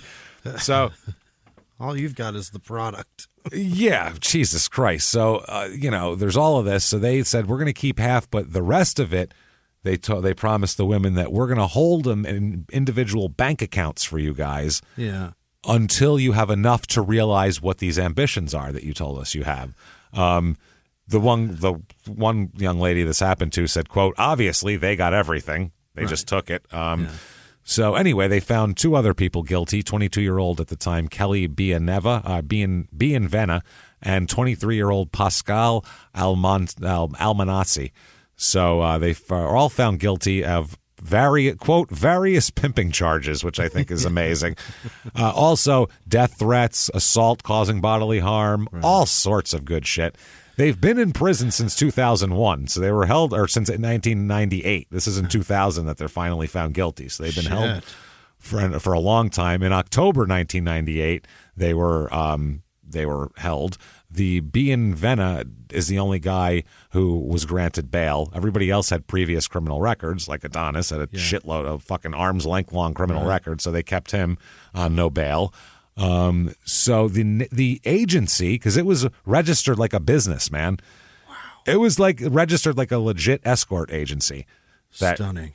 It's fucking disgusting. So the agency was in the name of Melissa Thibault LaChance, who was a 22-year-old college student who helped them run the business while not at school. You need someone to do paperwork and shit here.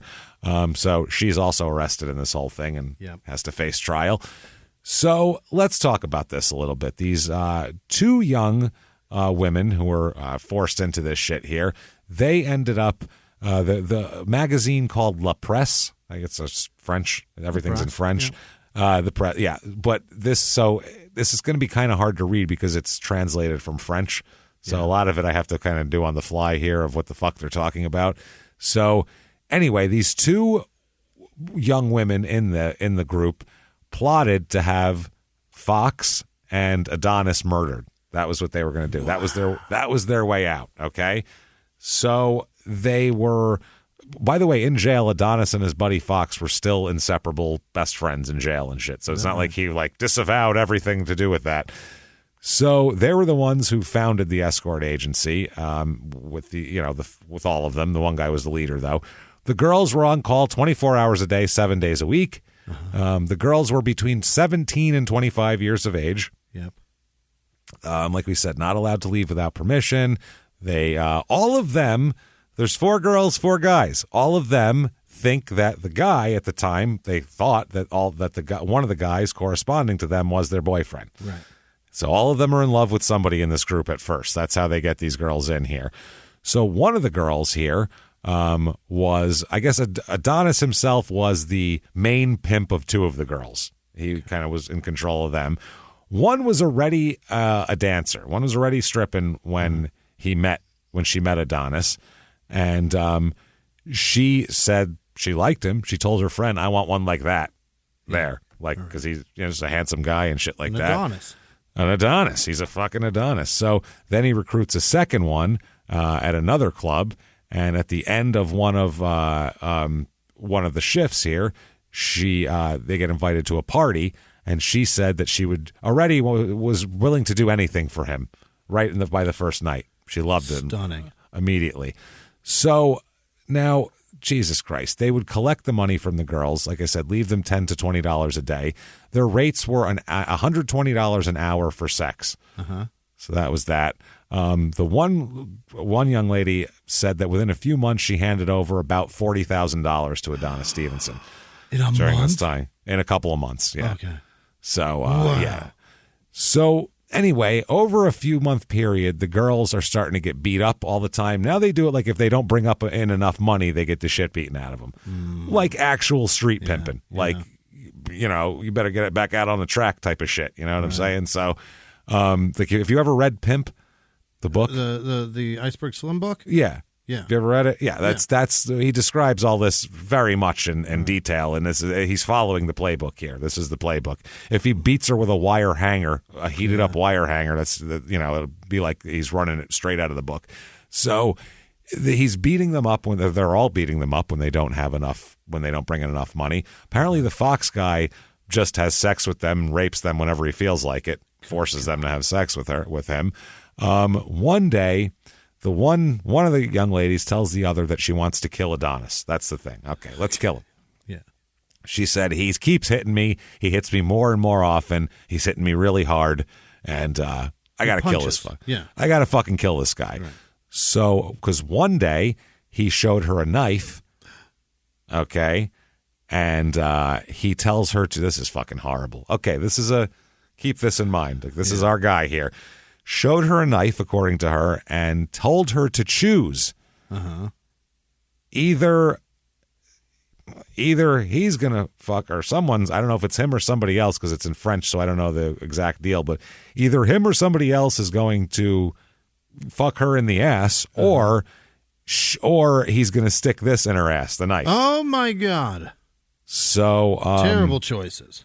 Yeah, and then he beats her up all the time. So obviously she wants to kill him, which is understandable. The other young lady convinces the first one that actually it's better to kill Fox. He's the guy we want to kill, okay? He's kind of the leader of this shit. And she said, I have a regular customer that can take care of this for us, I think. Oh. He'll try to rescue me. So that's the deal here. So that is the good news about prostitution, is that you are around some pretty unsavory fellas that are willing to do bad shit. Yeah, you have a lot of connections, I think, if you're I'll in bet that. a prostitute's closer to finding a hitman than I am. Oh, definitely. Absolutely. Where's a hitman go for love, Jimmy? Yeah, you can't have somebody find too a regular close. woman, No. So this is a good plot. They're gonna do this. If they kill him, they feel like it's gonna be like Stranger Things, like it's a hive mind. Right. They killed the one, all the bats will fall out of the sky, and that'll be the end of it. You know what I mean? The vines will die. Steve won't be getting choked anymore. Everyone's happy. So as long as you don't just keep opening other things and giving more power. Well, that's the problem. Every goddamn time there's another fucking gate. So it's whack-a-mole with these gates. I got an idea. Let's abandon Hawkins. What do you say?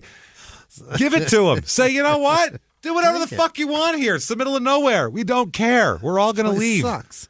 Yeah, it looks like every other town around. Just go to another one. It doesn't matter. Who gives a shit? It's already destroyed. The fucking courthouse is broken now. What are we talking about? Anyway, I'm not going to get into Talk to you. I got a piggyback. This is bullshit. This is a horse shit, and I'm not dealing with it. So before the plot comes, because the plot's starting to move along here, they have a plan, and I'm rooting for them. They got a guy. Yeah, they got a guy. They got a target. They got a plan. Before it happens, though, the first girl who wanted to have Adonis killed, and then the other one said, no, let's kill that one. I have a customer. That girl spills the beans and tells Fox everything. Tells on the second girl, okay? He's super pissed off, clearly. Yeah. Pimps get mad when you want to have them killed. It's a weird thing. Pimps are extra sensitive, and then when you want to have them killed, they get super bitchy. So the whole gang decides that they were going to punish Roxanne for this. This is what they call her Roxanne in the article, but that's not her name. Mm-hmm. So it's just to give it that's the second girl, or that's the second girl who was getting the plan to hire the person, right? So the first young lady who told on her is forced to watch this as well. What do they do? So anyway, they ended up. Fox jumps on Roxanne and sitting on her in the living room on the sofa, I guess, and hitting her. And then Adonis and one of the others get involved, and everybody starts working her over. and beating the shit out of her. Okay, there's blood everywhere. Apparently, Fox pulls out a knife and is feigning like he's going to stab her. He comes in real hard and then stops right before he gets to her a bunch of times, so she doesn't know when he's going to do it or if he's going to do it, which is psychological torture. Yeah. He didn't end up stabbing her. She said, the young lady getting beat said, quote, "Everyone hit me, basically. You eat punches in the head, the ribs, in the face." Oh, dear Lord. Jesus Christ. She got a broken nose and a fractured jaw. Mm-hmm. So the next day, she wakes up sore and, bloody and I'm sure in terrible pain, and they beat her up again. Oh, my God. Okay. Yeah, they beat him up again. And she then, because she's getting beat up so much, she goes, "Well, I'll tell on somebody else. Stop beating me. Yeah. I'll tell you what." I got some information, too. Yeah, the girl who told on me, I'll tell you what she's doing, because she's doing stuff, too. Yeah. So this is fucking horrible. Now they're turning on each other to try to do all this. They've both done it. I'm sure the one who told on her did it to try to get some sort of extra Right. She was getting leniency somewhere status. else, too. Yeah. Yeah, that's what she's going for. So she says, the first one now, who's, like I said, getting beat up, says, "Well, the one who told on me is stealing by keeping money because some of the customers are giving her extra money and she's not giving it to you. She's keeping it. And she told me about it. tips. She's got a bunch of money Yeah. on top of it." So Adonis turns around and blasts her in the face, punches her right in the fucking face. Oh, We've seen him punch people. Mm-hmm. Yeah, it Punching looks like a young he lady shot in the somebody. face. Yeah. So this is what he does to a fucking, 18-year-old girl here. So then, quote, "After that, he took a knife. He leaned it on my fingers upside down there, but he pushed the same, I felt the pressure of the knife," she said. Then she told him, or he told her after that, he pressed the knife against her, made her all scared, and then said, quote, "Come to bed. You know you're my wife and that I love you, right?" Hey, boy. That's what she said. That's what he said after he punched her and fucking held the knife up to her. I've This is been pimp divorced, shit. and I didn't even do that. No, that's downright criminal, is what that is. Yeah. Very, very, very criminal, I would say. So, Jesus Christ, man, this is crazy. So, to continue this whole thing, now the guys are like, okay, these two girls are telling on each other. Looks like they're both doing shit that we don't know about and all this type of thing. Yeah. So, let's make them fight each other, okay? We're gonna have a boxing match between them. So Adonis brings the boxing gloves because he's the boxer here. Right. He brings the gloves. Each of them have a pair. Quote, "All shots are allowed. No holds barred. Punch anywhere.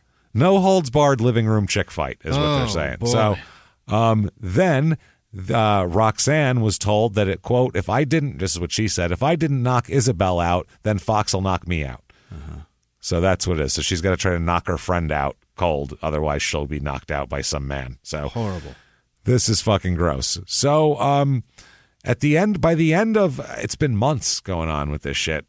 Apparently, one of the young ladies here was trying to act like she was going with the program and all that sort of thing.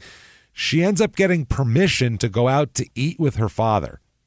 Okay, they give her permission. Yeah, that'll stop questions if those are happening. Yeah, if after a while the father's going to send somebody looking, he's going to come looking for her. So she swore she would not say anything. She wore tons of makeup to hide her fucking constant bruises and everything like that. But once she's sitting with her father, she bursts into tears and spills it and tells him everything that's been going on and what they've been doing to her. Yeah. And he ends up hiding her in a safe place, and she files a complaint with the police. There we go. Yeah. So, Jesus Christ, this is fucking crazy. So she's gone, and then now they panic because they're like, oh, shit, she took off. We don't know who she's telling what to. So now they start moving the girls from motel to motel every day. They're just shifting them. The walls are closing in. It's coming. Yeah. It's bad shit. But after a while, nothing happens. No cops come looking for them. I don't know if they couldn't find them at the motels or what. So they just returned to the apartment they were at to begin with and resumed life as normal. And then October 21st of 98, in the early morning, the Montreal police arrived and kicked the door in. And everybody gets handcuffed. The girls that are there, the guys, everybody gets handcuffed. All sorts of 32 charges total against all these guys. pimping, death threats, aggravated assault, fucking 32. Getting that, you name it, it's on there. It's a lot. Girl fights, all kinds of shit. That's the other thing too. You don't have any insurance for that, and that's really where they get you. They got Al Capone on tax evasion, remember? So I mean, they'll get this gang on insurance fraud or something. Didn't even have a medic on hand. No, it was like Tosos out there. So after they get arrested, a few days after they do their pleas, they all ask to be released.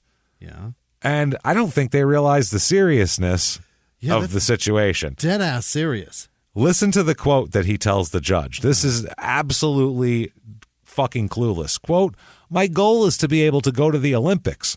Before the arrest, I practiced really regularly, 6 hours a day. I train in the morning. I run for 2 hours."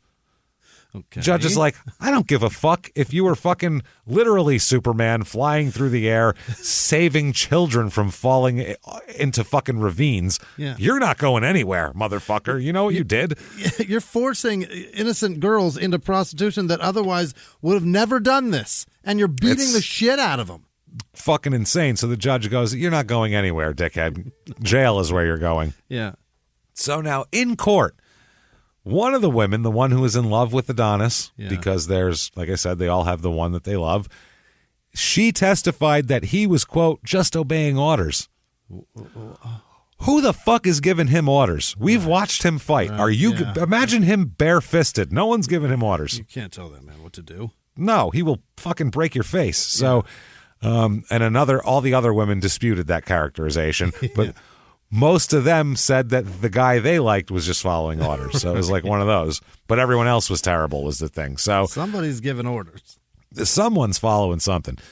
And they also said that Stevenson ended up not testifying in his own defense because he told the judge that he would like to, but he fears retaliation from his companions. Right. So, he can't tell his side of the story. It's a damn shame. He's an Olympic-level boxer, and he's afraid of these guys. I'm terrified of them. They're so I haven't heard the word gun once yet, have you? Not once. No. I heard one guy has a knife. Right. Stevenson, with his fists, I'll take over any of these schlubs with a knife, first of all. And Adonis has a knife, too. And he's got a knife, too. Yeah. But, I mean, he could throw it down and just punch a guy out the window, for Christ's sake. Looks like he got hit by an 18-wheeler when he's done with them. So one of the young ladies who testified said she was beaten, raped, forced to box other girls until one was knocked out. All of this shit. They said that, quote, they told me if I escaped, they would kill me and my family, so I wouldn't leave. I was too terrified. This is the 17-year-old, by the way. Wow. She said she told them she would give them $15,000 if they didn't harm her family, but they bargained for $25,000. So it costs more. Unfucking real. So she was 17 when she met the one guy in the fall of '97. She moved into the apartment that he shared with everybody. A week after she met him because she wasn't getting along with her mother. Oh my God. 17. So she was immediately pressured to start dancing, she said. After she resisted and cried, they wore her down and she eventually did it and gave in. So after a week of dancing in rural Quebec, she returned to the apartment and they told her, all right, now it's time to get you some work at our escort service. Yeah. You're ready now, they said. So she worked 2 days before they decided to open up basically they loaned her out to an escort company. Yeah. And then after 2 days, they were like, why are we doing that? Why don't we just start our own? And they took her back. And they said, we're going to start our own because this is a lot of money here. So she said they would take all the money that she made. She said, quote, he would put it in an account for our future, is what she told the judge. When she They're wanted hedge fund guys, see? That's the thing she said, but that's the thing. They were putting it in. It's all an investment. You know what I mean? I had it all in a 401k, and they were like, that's crazy. No, you got to diversify. So she said that she would, if she wanted something to eat, she would have to ask for money, and she never saw her money again other than money for food and shit like that. So, like we said, the Orgasm and Obsession here, which is definitely the name of this episode, Orgasm and Obsession. There's no doubt about that. So they said they were all kept hostage. Everybody testified that Adonis was definitely there and definitely a main contributor and definitely scared the shit out of everybody. They talked in court about the fact that they plotted to kill Adonis. And Yeah, she said, quote, oh, the one guy, Belande, quote, burned my back with a cigarette. Oh, what the fuck, man? Jesus Christ. Then she said, quote, they would hit me until they got tired of it. Jesus. Good Christ, this is fucking horrible. The judge, Jean-Pierre Bonin, or Boni, whatever the fuck his name is, he said, there is no doubt whatsoever that the defendants lived off the fruits of the prostitution of all the young girls who are described in the indictment.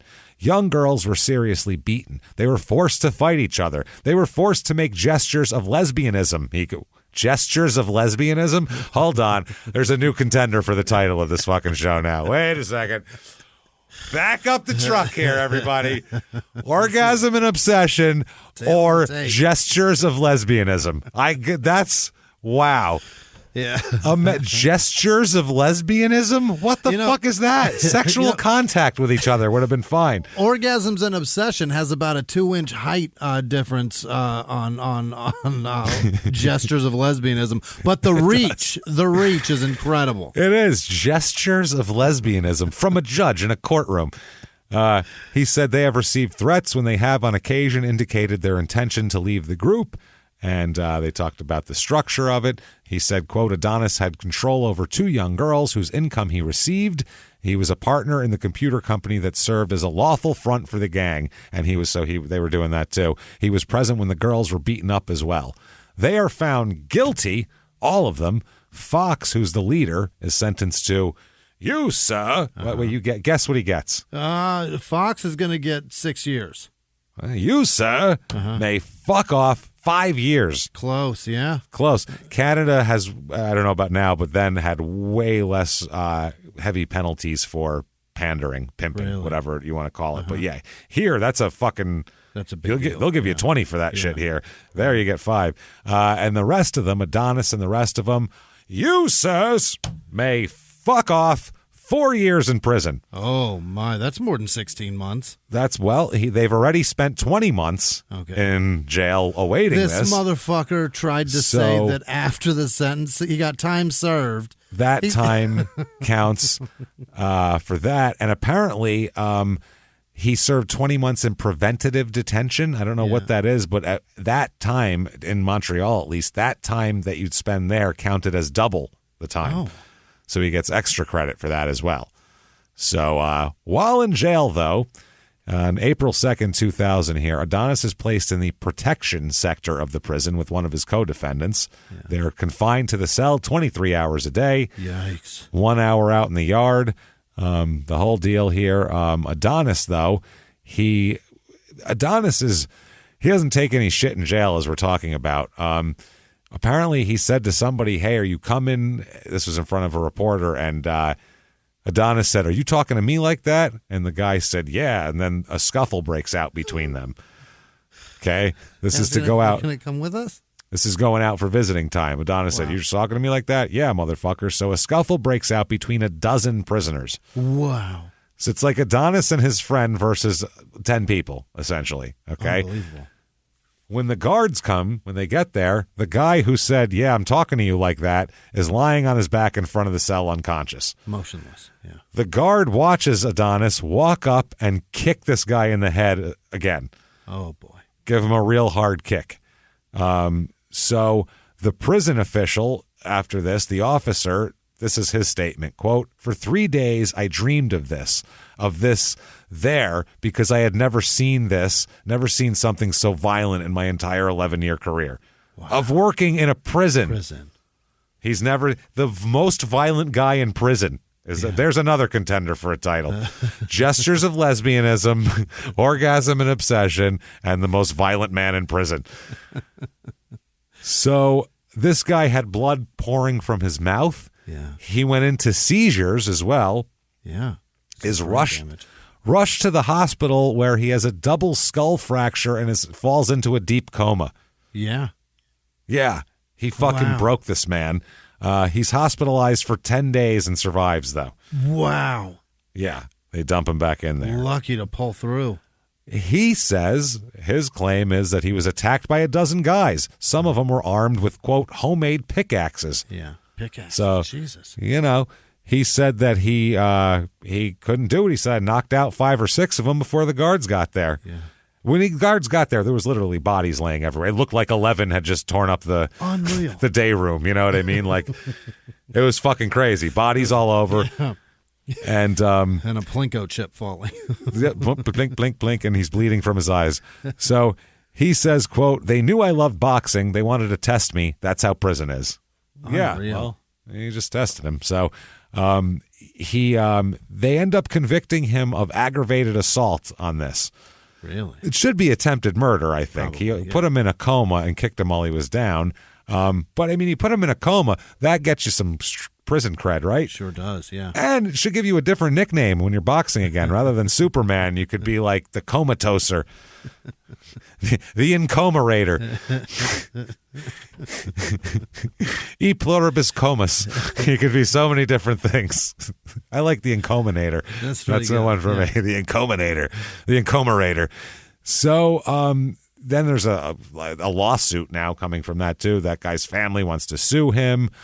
He's charged with attempted murder and aggravated assault. They drop the attempted murder. He pleads to aggravated assault there. They give him, you, sir, may continue to fuck off. How much time? Another 4 years. 1 month. You got a month for that? 30 days for nearly killing a man. Wow. I think that was one where it was like the judge is like kind of self-defense-ish, but you did go over the edge. Yeah, prisoner on prisoner. He wanted it to begin with. They attacked you, but then once you had the upper hand, you did need to kick him in the skull again, probably, I think is what that is. So another month there. So he then finally is released in late 2001 from prison.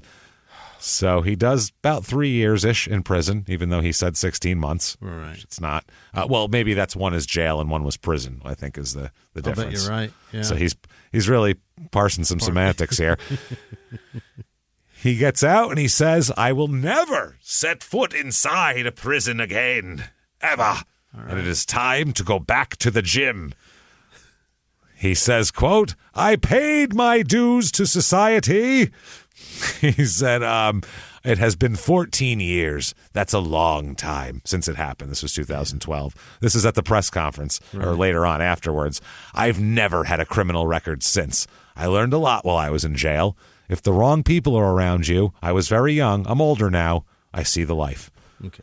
Okay. Then he says, quote, this is fucking funny. You know what? We should probably do it in their own words on this, I think, right? Because, I mean, if he's going to say crazy shit. He's going to continue to say crazy shit. Yeah, well, this isn't even that crazy, honestly, but then he gets into it. This is more like a mushy one. It's good for the in their own words. So let's do it. In their own words, quote, I was a stupid kid, man. I was only young, and I hurt people without truly realizing. It's hard when you come from nothing and get mixed in with the wrong crowds. I wouldn't say I was scared for my health, but I was scared I would never come out of prison. When you go into a place like that, you never truly know if you're going to get out. Some fucked up stuff goes on in there. See, I was lucky, though. I had good people and a good family to come out to. Not everyone has that. Of course, I had boxing, too. That gave me the motivation and the distraction to stay out of trouble. I made a promise to myself that I will never go back there once I was out. Okay. There you go. So he's thrown it down. Then he gets mad because the press, the La Presse magazine, had that story detailing these young ladies' accounts of what happened. He got angry at that. Why? Well, he said, he's super pal. I'll tell you exactly why. Quote, "When I become world champion and do good things, it's not on the front page. That doesn't make sense. You can call that racist." Okay, it's racist. Now, while a lot of things might be racism, and I don't know, in Montreal, I feel like anyone who's not a, who doesn't look like is probably, I don't know, but that's not racist. No, it wasn't even a mention that you're black. That was 4 young ladies. Right. Telling their story of how you beat, pimped, raped, and fucking sodomized them, robbed them systematically and under the guise of a fucking corporate structure. Yeah. And you're going to call that racist? Sorry, dude, that's not racist. There's a lot of racism. For years. That isn't it. Yeah. There's a lot of racism, and that isn't it. We'll just say that. That's not where that falls. Maybe those people are racist, but it doesn't matter. The story is fucking real. I don't know. So the promoter, Michel, he is quick to point out that Stevenson was not ever found guilty of rape, sexual assault, or aggravated assault. Now, what he was found guilty of was, forcing women to have sex with other people, but he didn't rape them. That's literally what the promoter of his fights is saying now. That's a bad look. That is fucking wild that he said that. He said that he wasn't found guilty of those things. Michel says he was a part of a gang that operated an escort service, and he said Adonis was just merely a small player who was following orders. Right. Where was he in Nuremberg about 75 fucking years ago? Because he would have been a great lawyer for Rudolf Hess or something. This is fucking ridiculous. Holy goddamn shit. This is crazy. So he said, wow. Then he realized what he was saying in this interview and went, wow, I sound like a fucking asshole. Yeah. And he said, quote, I don't want to diminish the fact that he was beating girls. You just did. Yeah, there was that. Even though I am. I don't want to diminish the fact that he was beating girls. That's very bad. Yeah, clearly. Really? Thanks for the real moral stance there, pal. You really drew a line in the sand. Beating 17-year-old women and forcing them to have sex with people for money that you keep is bad? Wow. Thanks. Shit. The moral fucking center of Montreal here. He said it's a huge mistake he made. It's something inconceivable to do that. That's part's true. Yeah. He said, though, that he didn't rush into the relationship with Stevenson before he turned pro.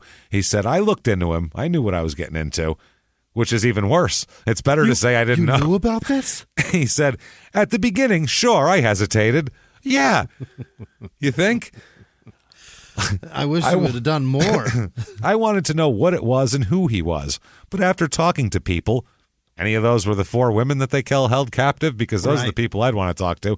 We believe someone like Adonis deserves a second chance. He surrounded himself with bad people and paid the price. He has taken his life under control. Okay. People, calm down, is what he's saying. Yeah. Give the man a break.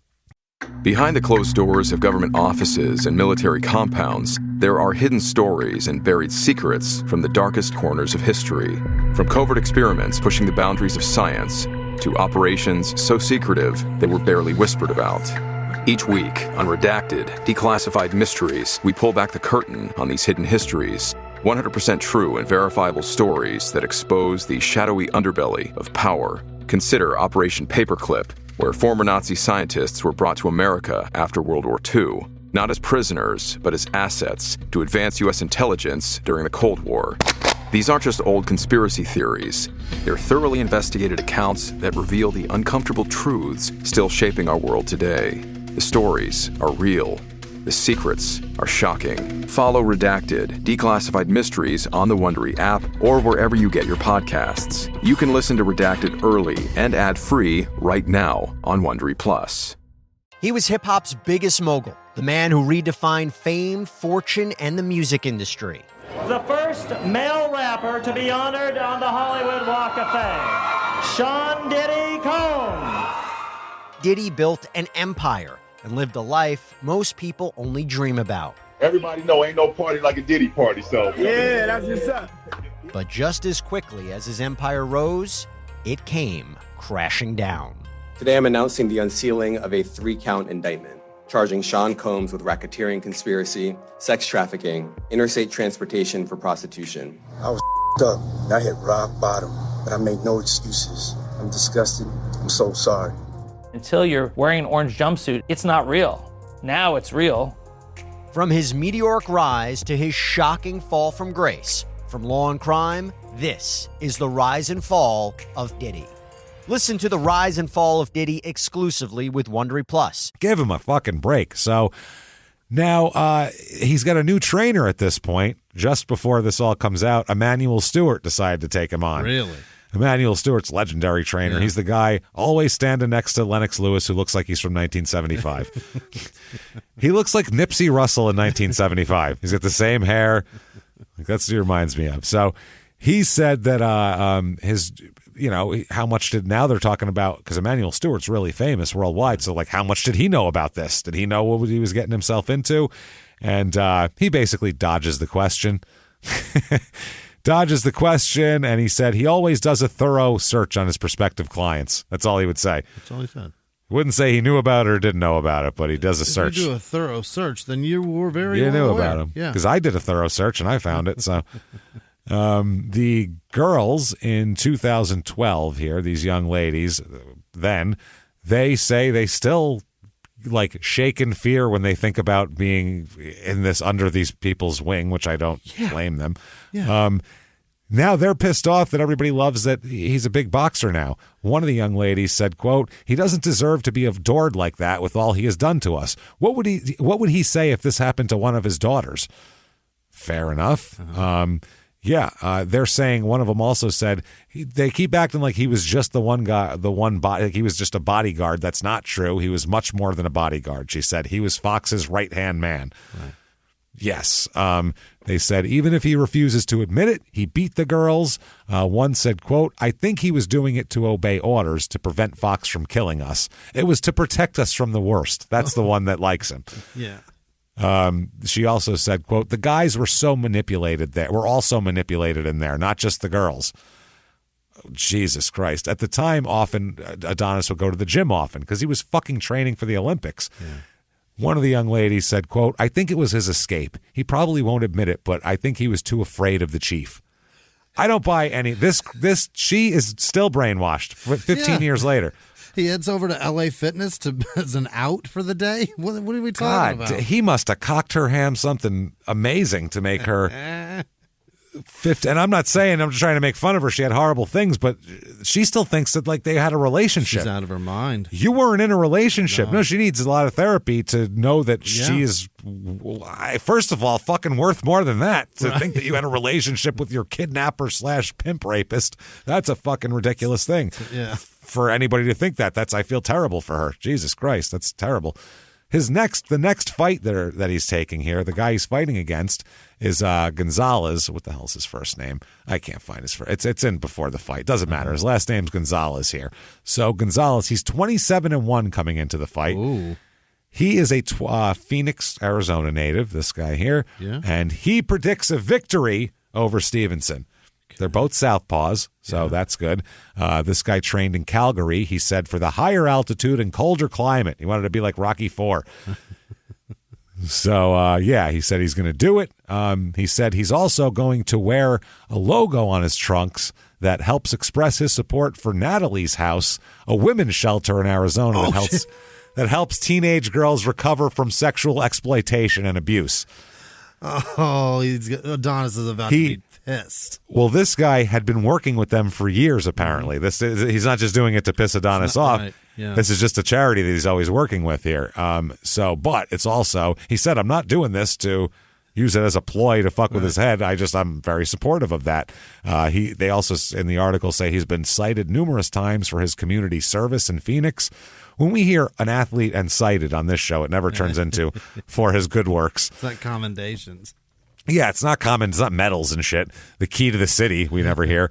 For his community service in Phoenix, including a campaign to help cancer patient Erin Goodwin get an expensive medical machine in her battle to ward off infection stemming from her double mastectomy surgery in 2010. Dear God. This guy is a fucking nice guy. We'll put it that. Yeah.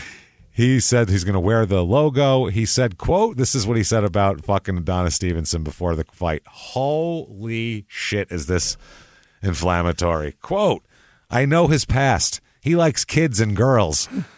If you're poor and rob a bank, you can be forgiven. Or if you kill, if someone has threatened you. But when you rape and beat up little girls, what kind of guy is that? He's a piece of shit. You can't forgive that. It's an issue that bothers me, but it's his past, not mine. He's a piece of shit. Can you argue with any of those things? No. No. What kind of a guy is that? He's a piece of shit. Are you sure Gonzalez isn't an Italian name? Oh, for the kids. He's a piece of shit, this fucking guy. He's like a big fucking steaming pile of fucking shit on the ground on a cold day, the fucking steam's coming off of it. That's what he is, hot shit on a cold sidewalk. I hope Gonzalez wins. So, Yeah, but the reporters at this point, because Adonis is an exciting fighter, everybody turns silver real fast in this whole thing. Everyone's like, well, I mean, come on. Here's one reporter here. This is Tim Starks, editor of the Queensberry Rules, some internet thing. He says, quote, even in the sport where people come from these horrible backgrounds, where fighters have done horrible things outside the ring, Adonis Stevenson really stands out as an extra fuck up. As he's saying he's a piece of shit. Oh, okay. Okay? All right, good. Yeah, he's saying even in a fucking sport full of assholes, there's a reason why he's wearing a crown. Yeah. He said, quote, this sort of thing, this is Nigel Collins, obviously a British person, I would assume. It sounds as British as it gets. He is former editor of The Ring magazine.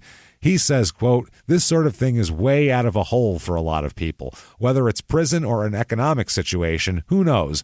Boxing is a refuge for the outcast and the outlaw in this world. That's true. It's like a restaurant kitchen, you know what I mean? Or stand-up comedy, one of the two. So before this fight, they each make the limit. It's at this point where Stevenson starts accusing Gonzalez of being racist against him. Okay.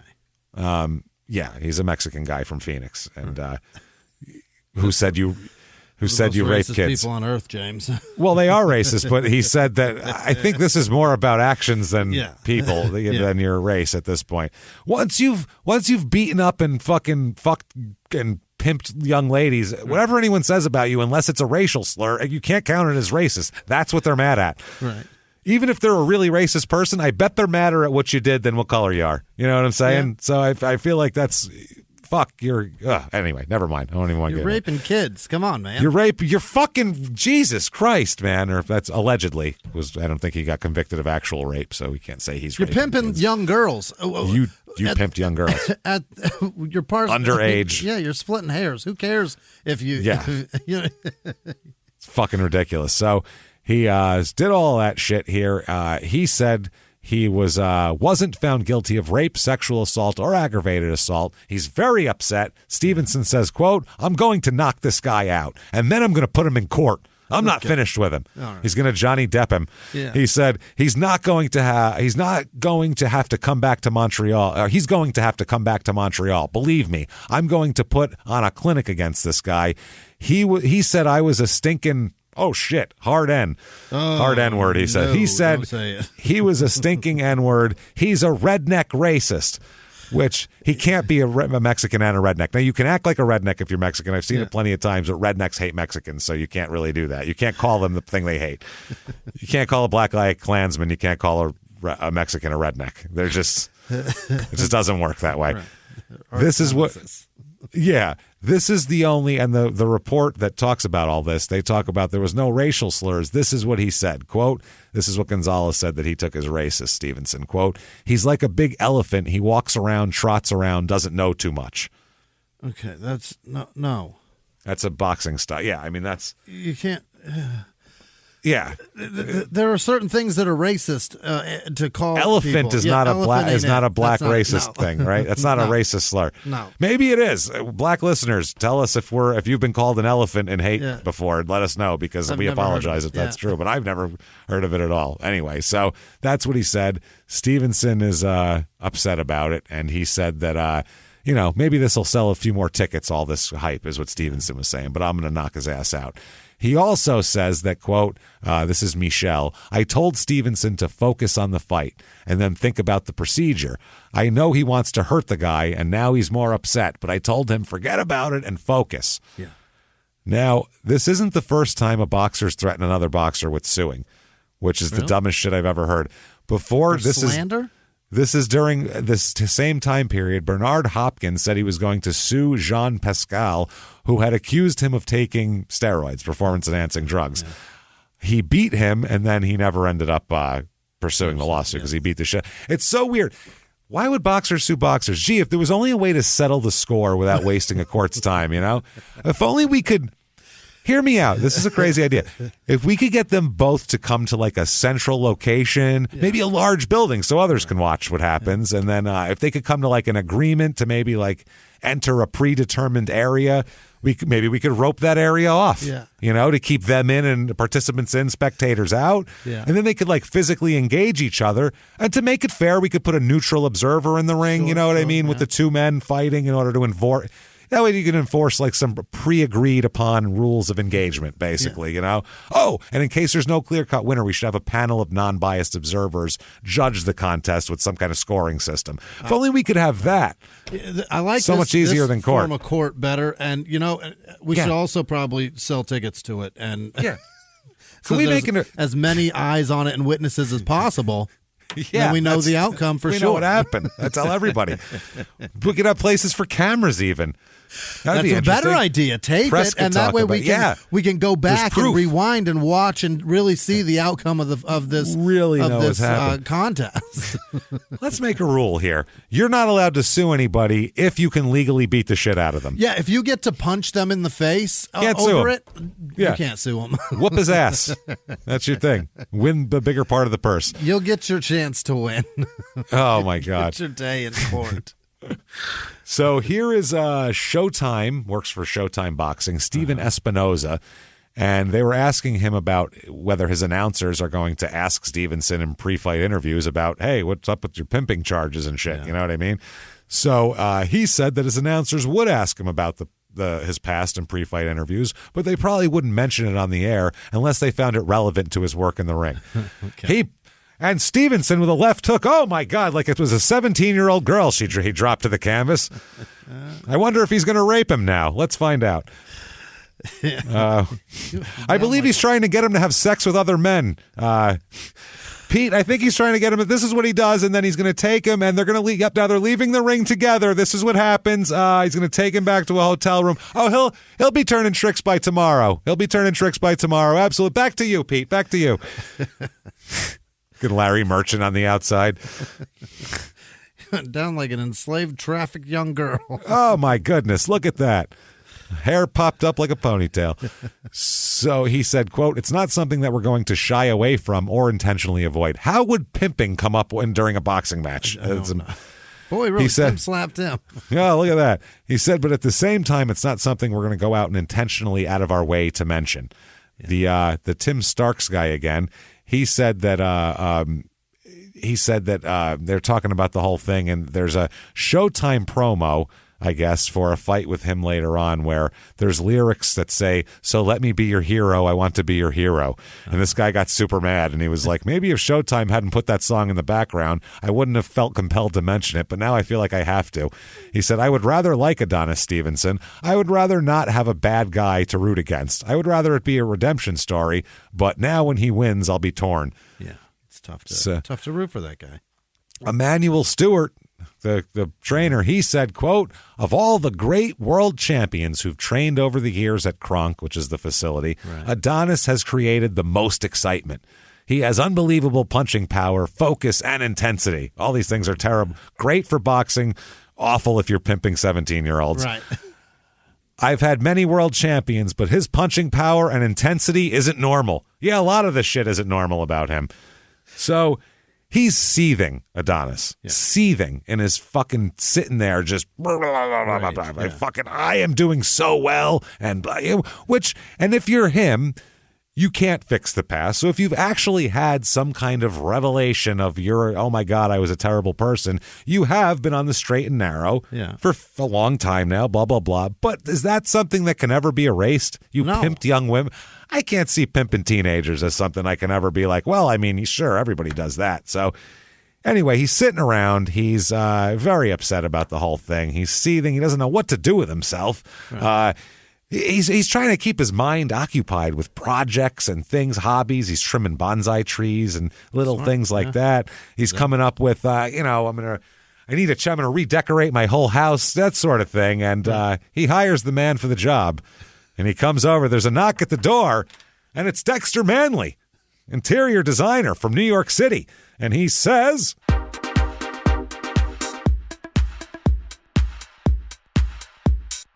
how is it you've come to arrive here? Seriously, what? Oh my God. You held a knife up to a young woman. So let's just start from the beginning. Okay. So you're big and tough and you punch people and boom, boom, boom, and they fall down and you're like, ooh, I'm a big man. Okay, fine. That's fine. But then you take like a teenage girl and you're like just like slapping her around, holding knives to her. Do you think it's fun to watch two young ladies box? Have you ever seen a young girl fight? There's hair pulling. You take that out of it. What is it? Serious. It's nothing. It's nothing. Yeah. Oh no. Oh, I'm so sorry. But I can't keep him away. I can't. Let me in. Oh God, look at him. Oh God, Vince. That vein is pulsating in your forehead. Please, God. No. Out of the way, Dexter. This one's mine.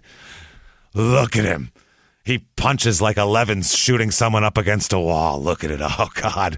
Oh, my God. And he'll beat up young women. Do you understand? The rare combination. This, what? Oh. Hold on. Make it all come together for me. Take your shirt off. Take it off. Oh, God, Jesus. Vince, I'm taking him out of here. No, I need him. Vince, oh, my God. Poof. And in a poof of feather boas and 1099s and sexual assault charges, everybody's gone, and Adonis is very confused. But he's excited for his match against all the divas. He is. He's like, this is cool. They're going to have me. I can do this. I can beat up every girl they have there, probably. So February the 18th, 2012 is this fight. Jesus El Martillo Gonzalez, 27-1 coming into this fight here. This fight is for the vacant IBF, vacant IBF Intercontinental Super Middleweight title. Wow, that's a lot of words. Yeah. It's all for all the marbles here, everybody. And it doesn't even last a round. Really? Stevenson knocks him out cold in the first round. Damn it. And this is Gonzalez's last fight ever. He never fights again. Well, I mean, you can't. The shame. He was 27-1, and it's just over. Fighting for the ladies, and you got beat by a lady beater. I think he brain damaged up, too, a little bit here. So 17-1 for Stevenson. What is this? April 20th, 2012, Bell Center somewhere. I think that's Montreal. He fights Noe El Carbonero Gonzalez Alcoba. There's a lot of names. He's 28-1. Yeah. This guy. Adonis, second round TKO over him. So very quick. Next up, Bell Center again. He fights Donovan Da Bomb George. Da Bomb George. Yeah. 23-2-1 coming in. This fight almost goes the distance. It goes into the 12th round where Adonis gets him and TKO in the 12th round. So he's 19-1 at that point. Next up, he gets his rematch against Darnell Diesel Boone, the guy who caught him with a lucky shot there. One loss. He's now 19-20-3, Diesel, here, and Adonis knocks him out in the 6th round. So gets his vengeance. He's 20-1 now. He's now fighting Chad Bad Dawson. I guess Bad Chad, probably. Bad Chad Dawson. 31-2. This guy is coming in. So this is for the WBC World Light Heavyweight titles. This is the upper weight class now. And this fight lasts 76 seconds. Oh, no. Before Adonis knocks him out fucking cold. So, yeah, that didn't go well. 21-1 here at this point. In the post-fight, he tells Max Kellerman, who we've talked about plenty, quote, I caught him, and that's a beautiful punch. And Dawson said, quote, it was a punch I didn't see. He caught me. That's it. He caught me with a good punch. And then he pimped my sister out, which I don't appreciate. Stole my children and pimped them to the highest bidder. Really backhanded me. Yeah. I mean, Jesus Christ. I guess Dawson landed 2 of 16 punches thrown. Wow. But Stevenson only landed 3 of 15, but he only needed 3 to knock the guy out. So. Wow, that guy had 33 professional fights, and he got knocked out with 3 punches. He got hit 3 times in the fight and got knocked out. That's fucking wild, man. So this fight is the knockout is voted as Ring Magazine Knockout of the Year for 2013. And also, this is when he's really going all out with his his cape and his crown and all that horse shit. No. So, yeah, he is king of the ring now. He is ready to fucking roll. And would you like to see, by any chance, this fight? Let's see. Where is the Chad Dawson? That's Gonzalez. Bad Chad is Donovan George. He got ruined fast, huh? 75 seconds? 76 seconds, not that much here. Where are we now? Tony Bellew. That's a different guy. Is this old bad Chad? I don't know. Bad. Chad wasn't so bad. No, that is... Oh, that's later. Okay, I fucking skipped bad Chad somehow. Where the fuck are you, Chad? You fucking loser. I had Chad queued up. I do so much work to cue shit, and then I do this. I fucking queued it, man. Where did you go, Chad? You disappeared. Chad, you fucking bitch. Disappeared like you did in the first. Where'd he go? God damn it. No, that's Donovan George. Is that back or forward? Where are we? That is Donovan George is later. We haven't talked about him yet. Okay. I So never maybe heard that bad name. Chad's coming up here. Okay, well, here we go. I can show you him knocking out Jesus. Okay, let's have a look. Quickly here.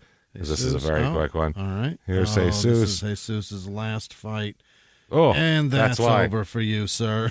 He hit his head on the canvas. Yeah, he did one of those. That was a lot. Yeah. This is that was Alcoba. No way is this one, right?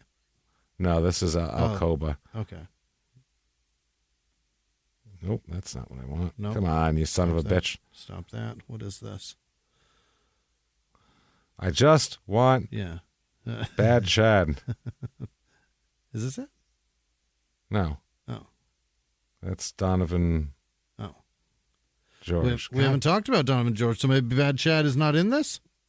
No, it's got to be. I don't know what the fuck is going on. Either way, knockout of the goddamn whatever the fuck. Yeah.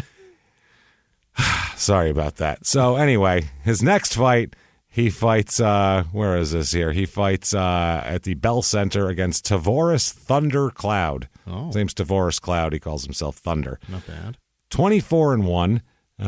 This fight, he knocks him out in the 8th round, does Adonis here, and wins the WBC World Light Heavyweight title here. So he's the champ, doing well.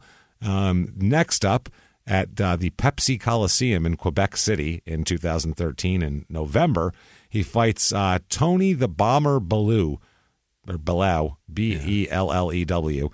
And he said, quote, Bellew talks so much shit as well. I told him, when we get in the ring together, I'm going to knock your ass out. Knockout sell, and we both knew that. I really wanted to stop him, and I did. Everybody told me that Bellew was a huge name in the UK and a really intelligent fighter. I surprised a lot of people that night again. So 21-1 was Bellew, and he ends up being knocked out in the 6th round. So going on, 23-1 for Stevenson at this point. 2003, he wins Ring Magazine and Sports Illustrated 2013 Fighter of the Year. Wow. Fighter of the Year, and he says, quote, I am an example for Quebec. I am the first black person from Quebec. He could probably just stop there, I'm sure. But he said, I'm the first black person from Quebec who had problems and who became a world champion. Okay, so next fight he's talking about, he says, I'll catch him and knock him out. He says, some fans go take a beer, go back. Some fans go take a beer, go back, stay in your seat, don't move. It can be very quick. He's saying he's going to do that. Yeah. It's about to be over. One of the journalists said, quote, he wants more. Just having a championship isn't enough for him. He has more dreams and aspirations. He's setting out to complete those dreams. He wants to be the undisputed champion. He wants to nullify the division and be the only champion. He wants all the talk to be about him. And that's what he says here. Now, the Showtime guy again, Espinoza, he says, knockout sell. Both the casual and avid fans love decisive decisions. There's a thrill of seeing that, and for 10 straight fights, that's what Adonis has been delivering. Yeah. So they love showing his fights. He fights Andrzej,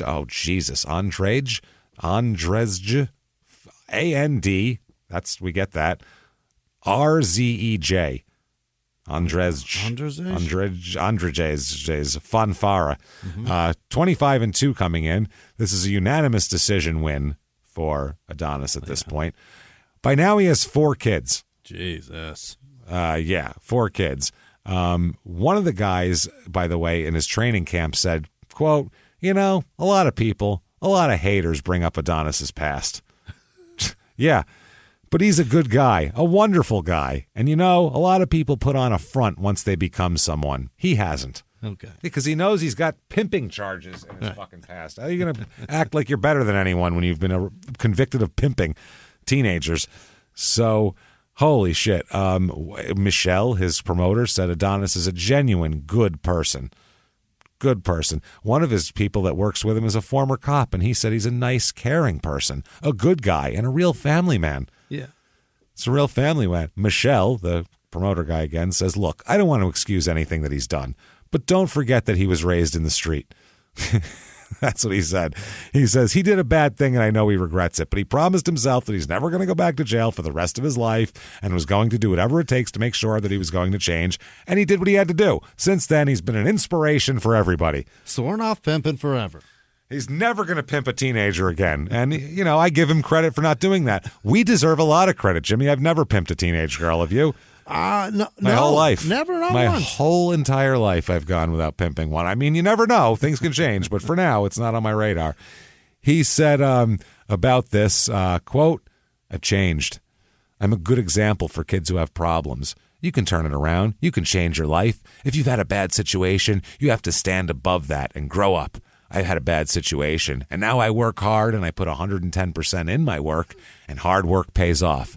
I prove to the world, if you desire to be a success and you are working for that, you can be a good success. Yeah. So I prove it, and that's why I'm here now. Got it. That means nothing. Thank you for nothing, for saying nothing. We appreciate that shit. He says that he doesn't understand why people keep bringing up his past. Because it's awful. It's fucking terrible. Yeah, the Michelle guy said he has a hard time to understand why they are still holding it against him, because in every other sport or anywhere in society, he would be taken as an example of someone who was in a bad environment and did everything needed to change his life. Okay. Now, I will say that because people give Mike Tyson they act like Mike Tyson is fucking Gandhi nowadays. You know what I mean? Seems like it, yeah. It's like he's been arrested 150 fucking times for bad things. Like, yes, he's doing great now, and we're all very happy for him, but keep in mind, you know, if you have a dog that's bitten someone, just, you know, hey, keep an extra eye on him. That's all I'm saying. He is reckless when he talks, too. Somebody just did an interview with him that if I were his publicist, I'd have been like, shut it down, stop talking, you've gone too far already. Yeah, please stop. He's reckless when he talks. So Stevenson goes on to say, or this Michelle guy, but there's always someone there that brings it up, and I know that hurts him very much. Yeah. Oh, I'm sure it's terrible. His girlfriend, mother of his children's name is Simone God, G-O-D. Really? Yeah, Simone God. Okay. And she said that, quote, God and Adonis? God and Adonis. That's what we got right here. Unbelievable. Adonis and God. Gestures of lesbianism. Yeah. She says, quote, he's made a great example to those who are 18, 19, black, immigrants, minorities that have made mistakes but are willing to change. He said that, and then he jumped in and said, I messed up, I went to prison, but that's not the end for me. I want to change my life. And I have Adonis Stevenson that's done it before me, and I know that I can do it. That's what you can say if you know him. So there you go. December 19, 2014, Quebec City, Dmitry the Hunter Sukotsky. Yeah. He is 22-2 coming into this fight. This is a 5th round knockout for Adonis.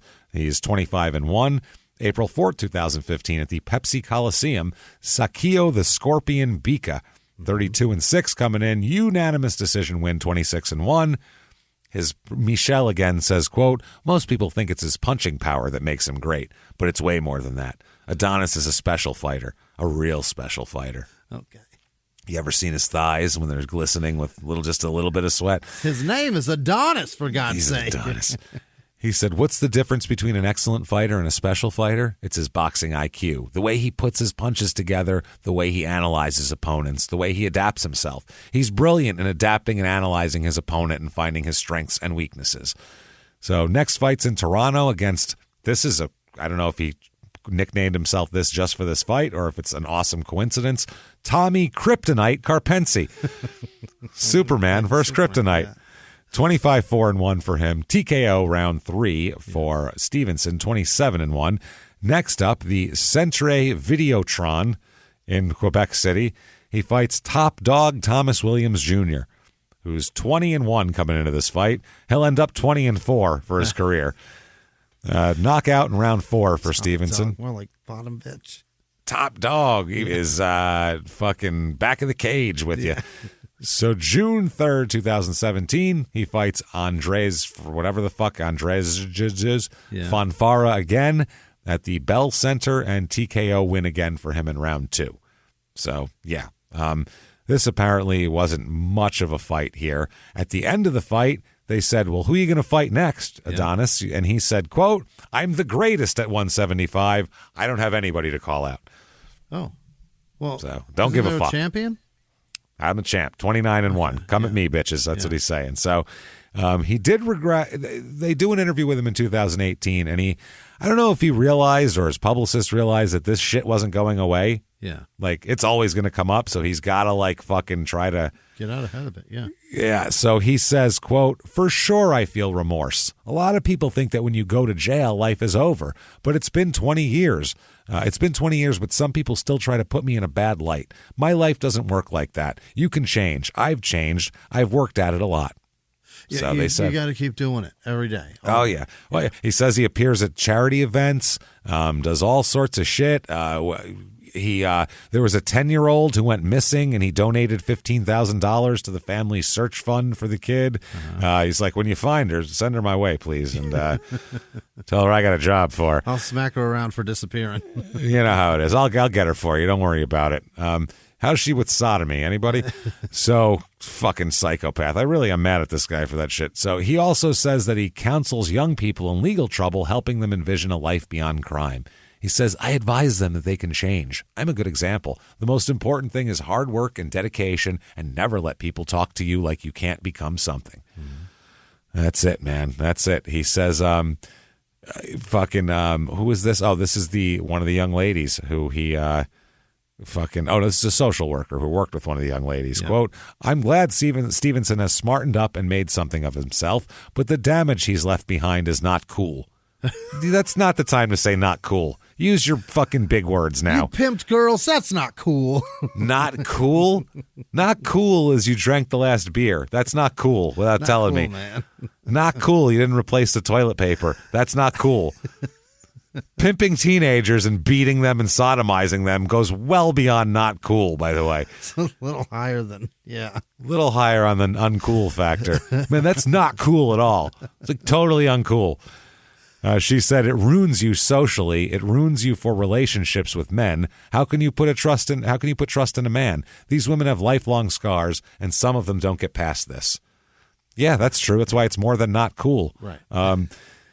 His next fight is against Badao Jack the Ripper. So Jack the Ripper. He's 22-1-2. In a pre-fight interview, he says that he's been approached while in Canada by many Canadians who claim they don't like Stevenson. He said, quote, because he was a former pimp, he's not a likable guy. And he says, this guy said, I'm not going to judge Stevenson about the pimp thing, remarking, quote, only God can judge him. Oh, boy. This fight goes all 12. And it's a draw. What? A draw, 29-1-1. So, it's a draw. What year is this? 2017, 18. Uh-oh. Yeah, so it's a draw. Good. That's not the best. 2018. He's 29-1-1. December 1st, 2018, Centre Videotron. He fights Alexander Gvozdyk. Gvozdyk. Okay. Not enough natural vowels there. His nickname is The Nail. He's 15-1. I'm sorry, 15-0 coming in. Okay. This fight in the 11th round, apparently, this was like a mandatory defense, one of those things against a guy just for the belt shit, so it wasn't even a big deal here. They in round 11, though, Stevenson seemed to be fading by like round 10, because before that he was 41. He is. He's exactly what he is. He's getting old, and you can see that. He's the other guy's a busier boxer through the mid rounds, and Stevenson was landing better shots. But then as it went older, went longer, not older. Well, he's older. That's what I was saying. Now all of a sudden, the Nail over here, the other guy, is starting to land a lot of shots on him. He's fading. In round 10, the Nail gets hurt after getting hit with a left hand and gets sent into the ropes.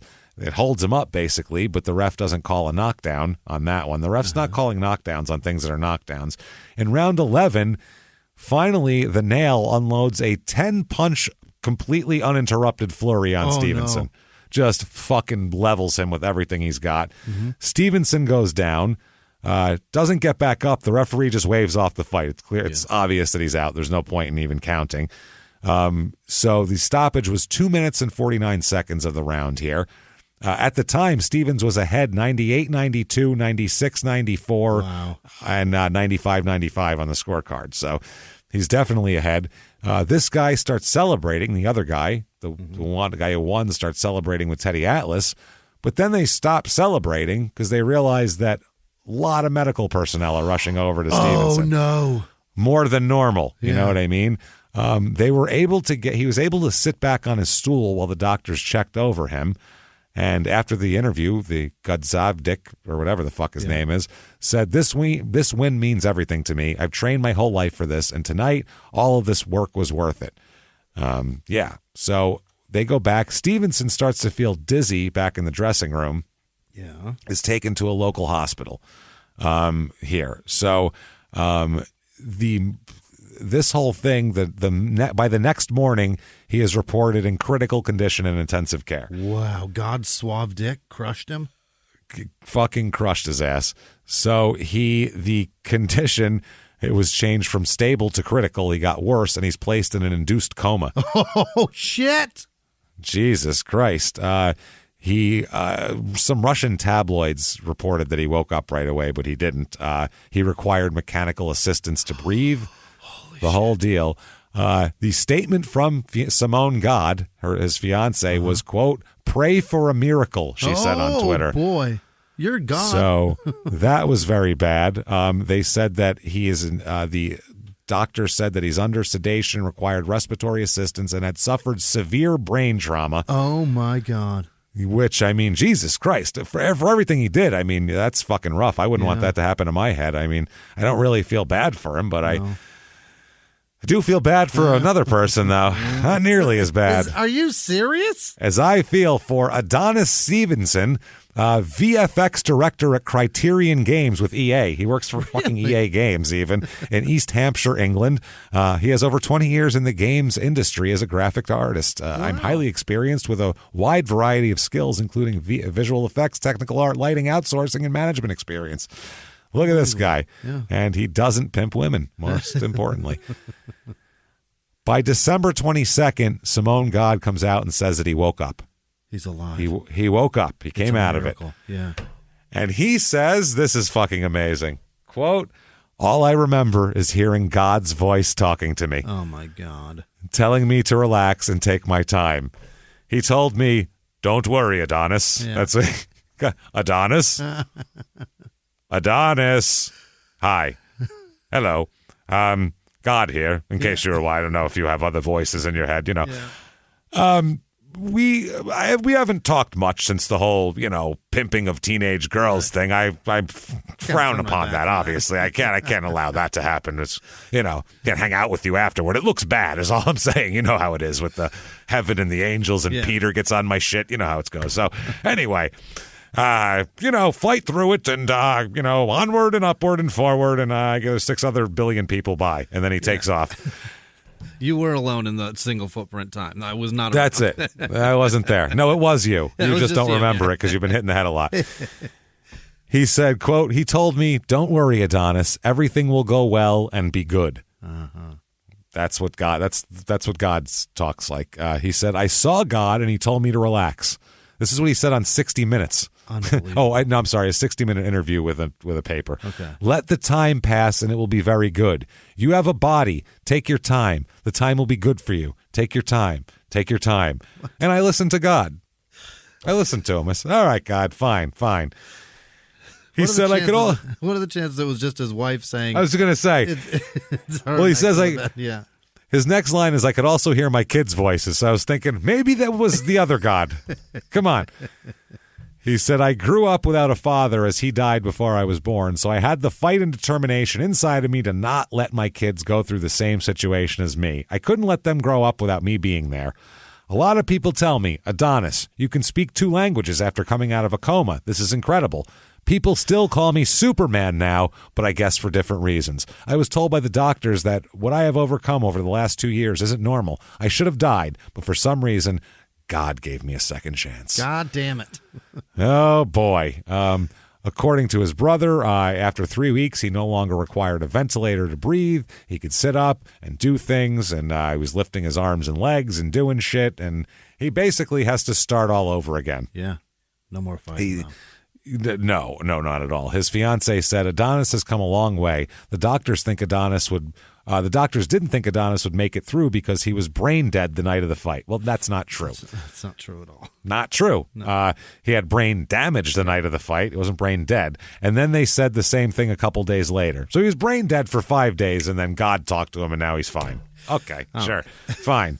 I'm the asshole. Never mind. The intensive care specialist said he suffered traumatic brain injury and would have permanent damage. And he opened his eyes, and his first words were, quote, "I want to see the end of the fight." Really? He was still there. It was weeks later, but he was still in the fight in his brain. That's the last thing he remembered. So he popped up and he goes, "Let me see the end of the fight. What happened?" Obviously, it didn't go well. It's not good. She said, quote, to see him talk and walk is a shock to all, not to me particularly, but to the doctors. Yeah. It's beyond a miracle that he's alive and able to walk and talk. It's because he's so strong, because he's healthy, mentally strong, doesn't do alcohol or drugs, and because all the ongoing love he's received. He's coming out of it. Then she said, quote, "He was still in love with me. He recognized his daughter. I'm so happy to see this. He's been the Superman he's nicknamed for. The doctors have said he's not a normal human being." Not a normal human. He's a pimp, damn it. They also said, quote, we had brought our daughter to the fight. He held her the night before the fight. So when I brought her to Adonis at the hospital, he said, "She's gotten so big." I said, "Yes, you were in a coma, babe." It was a baby. Yeah. He was so in love with her, and he couldn't stop giving her kisses. Seeing that, the medical team was crying. Such a beautiful blessing. He's doing great. I feel he's going to make a 100% recovery, something that's usually not seen following a traumatic brain injury. He's going to do great. He said at first, quote, "I was like a baby. I couldn't walk by myself. I couldn't eat by myself. There was a lot I couldn't do. I was like a baby just born. I couldn't do nothing. It was another world. You have to be in that world to understand it very well." So eventually he gets transferred back near his home to a hospital there where he can recover. And he said, "I'm not going to lie and tell you this won't cause me problems. I'm human. When a doctor does something on your head, for sure it's going to be something. But I'm a positive guy." And he said, though, he's doing fine with money. Everything's good there. So even though his boxing career's over, he'll still be okay. Be all right. He said, "Every human needs money. It's impossible to say you don't need money. I worry about money. I'm alive now. I don't want to talk or think about money." All right. That's great. Well, I guess if you're alive, you're like, who gives a shit? So, he said he's not sure what to do. He said, "I can't talk bad about boxing. Boxing saved me. It saved me. I should have died, but I'm here and I'm still alive." Now, everything seems wonderful and golden for him. By June of 2019, his mother is suing his fiance for control of his financial assets, saying that she stole $891,000 from him. Oh. Things get real fucking go sideways real goddamn quick here. Shortly after the hospitalization, Simone, God, had asked the court to be appointed provisional administrator of the property of him, which they granted to her. But then his mother, Claudette Adonis, objected to this and filed a court petition and all this type of shit. So he's like recovering, and his fiance and mother are fighting in court. Unbelievable. So it says, quote, "Mrs. God took advantage of a situation of great distress." Mrs. God. Hello. Hi, God here. Have you met the missus? Yes. No, I got married. Weird, right? I know. I never thought it would happen either. Like, I thought about it before, and I was like, maybe, but then it didn't work out, and I was like, no, that's so silly. Never mind. What am I going to give her if we get divorced? Half the universe? Like, I can't do that. That's crazy, So I can't do it. But finally, I said, I met her. I said, she's the one. Please say hello to Mrs. God. Say hi to Mrs. God for me. I will. But, I can't bring her everywhere. She's, she has things to do, too. It's not like she just... she's more than God's wife, everybody, really. That's the best court document of all time. Mrs. God took advantage. And in order to extract sums of money from him, is what the mother said here. She claims $891,000 was a fraudulent scheme that was set up to extract money from her son. Also, one of the lawyers here said, in addition, we ask you to kindly cooperate in a paternity test. Make sure the kids are all his. Yeah. Please confirm your agreement so that necessary steps can be taken. Blah, blah, blah. So, wow, that's wild. Anyway, Simone claims that she was ejected by the Adonis family from the home she shared with him on the evening of December 6th, 2019, which is like right after it happened. She left in the night, taking her 13-month-old daughter at the time. She fled to Toronto, where she lived and worked before she knew, Adonis. Yeah. Her version, she said that it's bullshit. Quote, Adonis was proud to be champion. He was proud of our life. And it's true that he invited me to the most beautiful places and most beautiful trips. He had asked me to help him out, help him put his affairs in order. He was stressed because the overdue income tax bill as early as 2016 was huge. And at the end, we talked about more than $1 million for taxes. Together, we hired people to manage the image and prepare for the post-career, as well as a professional to help him manage. I could do some of it, but we needed professionals. So, yeah. Now, while this is all going on, it was a year after they kicked her out. The doctor said, quote, it was the other thing that stressed Adonis a lot. The fact that I can't go boxing in the United States. He had met with psychologists to get a recommendation for the U.S. Department, she said. So that was all going on. Now, there's events, Jesus Christ, here. They basically, a judge imposed an administrator to manage Stevenson's property with her. So an accountant paid, according to Simone, $570 an hour. That's what the accountant gets paid to do this. Right. Basically, is going to work on this whole thing. There's a social workers involved here. The one said the patient confided to the social worker that he was sad about the way his mother and her family were behaving, and that he felt that they wanted to destroy him and Mrs. God. So he's on his wife's side, or his whatever the fuck, Mrs. God's side there. She's already married, obviously. So he said he was going to a what the hell? Oh, yeah, that's right. Adonis Stevenson was going to a Best Western hotel, right? Yeah. One of his lawyers was going to join him there, and he said, quote, it was Fortin. Oh, no, this is Ms. God talking, Simone. It was Fortin, who's the lawyer, who was talking to me. He told me that Adonis was ending our relationship. He sent his lawyer to dump his girlfriend. Dump his fiancée, mother of his children. I asked to speak with Adonis. I was told it would be the next morning. I wanted to hear it in his own voice, in his own words. I didn't sleep all night, and then the next day, when Adonis whispered on the speaker of the phone with Mr. Fortin near him, I thought I would faint. So then the next day they threw her out of the house. That was that. So she gave up her rights and responsibilities as a guardian, and it was Claudette Adonis who replaced her, they're saying now. They're saying that she left all of her other kids behind. Fascinating. And all this shit here. So it's a fucking mess. He says that, quote, when I was with Simone, I was blocked. I couldn't express myself. Now I can say how I feel. Before I was afraid because she would put me in doubt. Now I'm free, a free man. Wow, how bad was that relationship when you say, I'm free, a free man? That's, wow. I no longer have anyone to tell me what to say. I feel that my mother is there for me. I feel surrounded by love with my mother and my family. Mentally, it's something that's good for me and allows me to recover. I recovered a lot. My mother really played a big part in that. I feel better mentally. He also claims he didn't kick Simone out with his daughter. He said she ran away in the middle of the night without leaving an address. So this is going to go back and forth here. She fires back, though. There's a request for an interview from the newspaper, and she says, thank you for contacting me. To be honest with you, I don't believe these are Adonis Stevenson's words, oh, this is the lawyer, or the truth considering the influence of his family and his fragile state of health this time. I have just shared my opinion and the truth of my point of view publicly on my Instagram account. I have always been transparent, and if you want to share my words, I invite you to refer to my open letter to the public. This is what she said.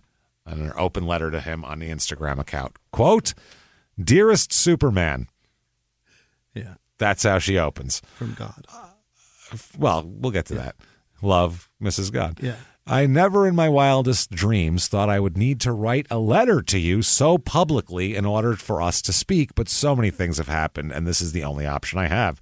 We were always so in love and so connected, and I never thought never would have crossed my mind that there is something I would have to do today. As I sit here, totally broken by what has happened, I know this is the only thing I can do. That's a lot of paragraph just to say I'm writing you this. I have had no way to contact you for the past few months, ever since your mother and siblings sent your attorney to steal you away in the middle of the night, and have prevented all access to you from me, your trainers, and others who really care about you. He doesn't need to train right now. They took you without so much as a word to me. Right before a court hearing they set up to take control of your assets. I believe they did so knowing the state of your fragile mind, hoping that they had you a few days before the hearing. They could manipulate you into saying what the court needed to hear for them to get control of your estate. I thought the injury that left your mind broken was the worst thing that could happen to you, to us, but I was wrong. Your birth mother and half-brothers conspiring with the attorney to take you away from us, throwing me and your children out of our home, moving themselves in, stopping your treatments, preventing you from seeing me or your daughter, and spreading so many lies to the press that has made this tragedy so much worse. Your little baby girl and I are missing you so much. We were already going through so much, and this just feels like an even worse nightmare. My goodness, there's more here. The worst part is that I'm not there to make sure you get better. And you're not here to hold me and tell me everything will be okay. I'm so worried about you. I'm so worried that it will be too late to repair the damage being done to you now. I'm hearing that you're not in therapy anymore, and that makes me so terrified for us after this is resolved. You must demand, dear family, that you put you in therapy while they have control over you. Please make sure you tell this to anyone who will listen to you, my love. You must stay in your therapy. I am grieving right now, too, because it took me a year to realize that the man that went into the ring isn't here anymore, and that's no longer our reality. I was feeling positive for our future together, but now even that future has been taken away from us. I was happy knowing that at least we still had you here and that I could hold you and that you didn't die. I've lost my soulmate and my best friend because a mother who you were never close to and who abandoned you as a child has taken advantage of a system that says because we are not married, I cannot keep caring for you in the way that I have been. A system that allows an estranged parent and siblings who have nothing but their own, nothing to their name, to claim what you have given your life to provide for your wife and children. They should control because we have not yet wed before your injury. I am hurting and cannot stop crying every day because in order to get control of your money, they had to take you away from us. I don't care that they kicked me and your child out of our home and moved themselves in.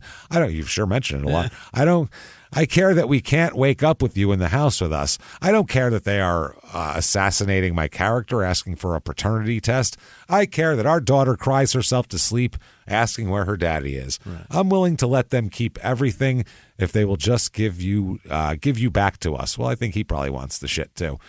I can never forget the man you were, a great partner, lover, father, fighter, and a champion. You're Superman, babe. She's I will for the fences. You're Superman, babe. So I'll keep fighting for you because I know this is what you would want. They may be able to manipulate you now because of your brain injury, but deep down, I know you're still the same Superman you always were and not this pudding brain gentleman you've turned into. I know you can fight this and come back to us. Please, Adonis, fight. Fight as hard as you can. Let's see. The night of the boxing fight tragedy. What a weird way to put it. Yeah. Boxing fight tragedy. You had your last clear moment before your mind, memories, and thoughts became not your own. In that moment, you told me you were going to become the WBC light heavyweight champion again, but that this would be your last fight because you wanted to be okay for our daughter, Adonia. He named his daughter Adonia. I'm calling that a junior. Yeah, it's just a letter. Jesus, wow. We'll name her Adonis, but yeah. The A is right next to the S on the keyboard. That's right there, man. You said one last time, I wish I could have stopped you. I wish I could go back to that night and stop you from ever getting in that ring. I bet. Jesus Christ. Jesus, where's the end of this? Holy shit. She goes on for a while. Close, man. Wow, dude, it's like 5 more fucking pages. Jesus I'm not reading Christ. all this. This is too much. I forgot that it was this much. Why does she have so much to say? Oh, Just my say God. it. Your mom's a bitch. I'm better. Come live with me. What the fuck? I just saw a random paragraph that's like 12 paragraphs later. I heard you were seen looking dirty and smelly in the subway station. I wish I could take care of you properly, my love. They are abusing the power they have. That they stole to destroy what you risked your life for in the ring. It's very shameful. I understand now why you kept limited contact with them. So, yeah, that's what that is all about. So, anyway, that was going all through the courts. Yeah. His promoter there, Michel, or whatever he is, Yvonne Michel, he said, despite the financial losses that he suffered, he's still well off. He said, Adonis is not on the street. He still has a lot of money, but not enough for the rest of his life. In the past year, there's been significant leakage of money, but the gap is now closed. Yuck. That's a gross significant leakage. Yeah, I think that was $891,000 worth of leakage. As of January 6th, 2021, he was almost back to full health and in good spirits. He did an interview that day saying, I'm just going step by step at the moment, trying to get back to full health. He said, I'm much better now than I was. My family are helping to look after me, my mother in particular. It's really important for me that I've got an amazing family that have had my back throughout. People say if you have a good family, that's all that matters. Yeah. When you reach the low that I reach, it's important to be surrounded by love. Sure. He said the improvements he's made is huge, and he says I can express better what I feel. I'm progressing even if for rehabilitation, everything is blocked at the moment because of COVID. So, yeah, he said that he's always been a little bit suspicious here, and he said that he made like a weird reference to the fighter he fought. I don't know if he was saying it was like a cheating thing or what, but he made like a weird cryptic reference, but it might just be his brain damage. So he said, I want to help people who have concussion problems. I realize that if they don't have someone to help them, it's easy for people who are vulnerable to be taken advantage of. I've been vulnerable. I'm not kidding. I was vulnerable. I felt betrayed. Simone God, I'm not going to lie. I loved her very much. I loved her like that can't be, but she abused my trust. She's a good manipulator. There's a lot of things she has done. This situation's very hard for me. I thought it was for life. Me and her, wherever I was, she was there. I had no barrier to take her anywhere. You know, when you love the person and you know they're never going to do anything to you, it hurts. Never going to do anything to you, it hurts. Okay, that doesn't make any sense. He said, it really hurts. She hurt me, but I don't want to start hurling insults at the media. I'll just let justice settle that. When you've had a concussion like that, you realize family is the lifeblood. Anyone with issues like that, if they get a chance to see their family, go for it. It's very important. So, he said, boxing educated me. Boxing's about discipline, and I learned to be disciplined. If you have a kid who's on the street and he saw me or another boxer, he can say to himself, I can do this. I can change my life. So in May of this year, I guess he's by himself now. And Simone God is with the daughter Adonia in Dubai, where she is trying to be an influencer of some kind. She's got her name is Simone God, which is a great name for any kind of influencer, but she's in Dubai for some reason doing that. So they said Adonis here has made progress. He passes the psychological aptitude tests. He can regain his autonomy if he can pass these tests and manage his own affairs very soon. Correct. They said he was even able to buy a Mercedes and drive it. So he does that. And he said the trust created to manage its finances has done its job well. So he's got more money coming in now. And he says that that's kind of how it goes here. He's doing well. He said that nothing can he said he doesn't understand. Oh, his mother died. That's what it was. Oh, okay. So, and he said that apparently he's saying that there was some former lover of Simone is in Dubai, and that's why she's there. I don't fucking know. Can't get enough. Slam your head into a brick wall as hard as you fucking can, and you can. It's called the Adonis Stevenson experience, I believe, coming to a theme park near you. You can really see what it's like. Really see what it's like to be in a coma for a while and have your family and your fucking spouse fight with each other. It's going to be great. That, everybody, is Adonis Stevenson. Wowza, what a story. And a hell of a... we did it a little bit different this time. We had the beginning, and we said, let's wait till we find out. Let's wait till the world finds out. Why should we know any better? So that's Adonis Stevenson. If you like that, tell the world about it, God damn it. Get on Apple Podcasts. Get on whatever app platform you're listening on, give us 5 stars. It does help out the show a lot. Doesn't matter what you say, but say something nice because it's helpful. That also, head over to shutupandgivememurder.com immediately. Right. You can get everything there. You can get merchandise, tickets to live shows. Yeah. Live show in August in Sacramento, California at the Ace of Spades. Get your tickets to that. It's probably going to be the last Crime and Sports live show ever. So coming up fast. Say you were there for it. Yeah, that's it. Get your tickets to that. There's Nashville. That's been sold out for years. And then there's this one, which isn't for some reason. Jesus, are you that? Sacramento. You're going to let Nashville punk you like that? For real? Dude, Nashville? You're a state capital, motherfucker. Step up. Isn't it's the biggest... It doesn't matter. Tennessee's not California. California has 35 million people. California's fucking gross domestic product is 7,000 times that of Tennessee, if not more than that. It's a whole bunch of Nashvilles. It's a lot of fucking Nashvilles. So, yeah, do that. Get your tickets for all of that shit quickly and whatever. Get your merchandise. We'll see you there. I can't fucking wait. Yeah, do that. It's going to be wonderful. And in addition to that, you can also follow us on social media at Crime and Sports on Twitter and Facebook, at Small Town Murder on Instagram. Right. And in addition to that, Patreon is what you want to do. Yeah. Patreon.com/Crime and Sports is where you get all the bonus material. Right. You're going to get every other week. You're going to get 2 new episodes, 1 Crime and Sports, 1 Small Town Murder. But trust me, they all go together. You'll like them all. It's the best $5 you're ever going to spend. It's literally a cup of coffee, and you're going to get like 5 hours more of content. That's right. The Patreon shit is good, too. This week, what you're going to get for your money is you are going to get, for Crime and Sports, we're going to talk about, well, first a little bit about Billy Jack Haynes, who's a crazy wrestler, but we're going to concentrate on his insane Chris Benoit conspiracy theories and a couple other conspiracy theories that people have about the Chris Benoit murders, because there are people who think Chris Benoit did not kill his family. He's an innocent man. Or himself, and instead was viciously, maybe forced to watch his family be murdered before being taken down to the basement and unmercifully strangled. So we'll see. We'll check it out, see what you all think out there. And then for Small Town Murders bonus, we're going to talk about who I like to call the Canadian BTK killer, a high-ranking Canadian Air Force officer who was killing women, breaking in, kidnapping, stealing like thousands of panties from people, and taking the creepiest pictures you've ever fucking seen short of BTK. And this guy strolled into a police station looking to help out and clear a couple things up for these, poor cops that are having a hard time solving a murder. Right. Mr. Confident, an hour into it, he says, or 2 hours into it, he says, get a map and I'll show you where the bodies are.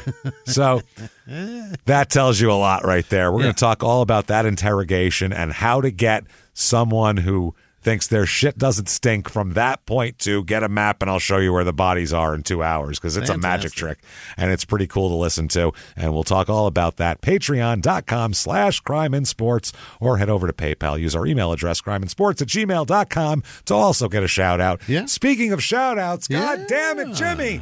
Hit me with those fucking shout-outs right now. This week's executive producers are Calvin Holland and the Jeepers and Loggers of BC. He sent a huge donation for whatever reason. You're Thank a you sweetheart so of much. a man, Calvin. Thank you so much. Keep on jeeping and logging. Canada's terrific. And another Canadian, Jordan Bennett, obviously, every goddamn week. Thank you, Jordan. Thank you, Jordan. Tasha Messmer in PA. She's fantastic as well. And Ben Gunn, thank you all so much. You're amazing. Other producers this week are Peyton Meadows, Naven Johnson, Rosa Martinez, brother Angel. Naven Johnson. Happy Hour in Hartford, Connecticut.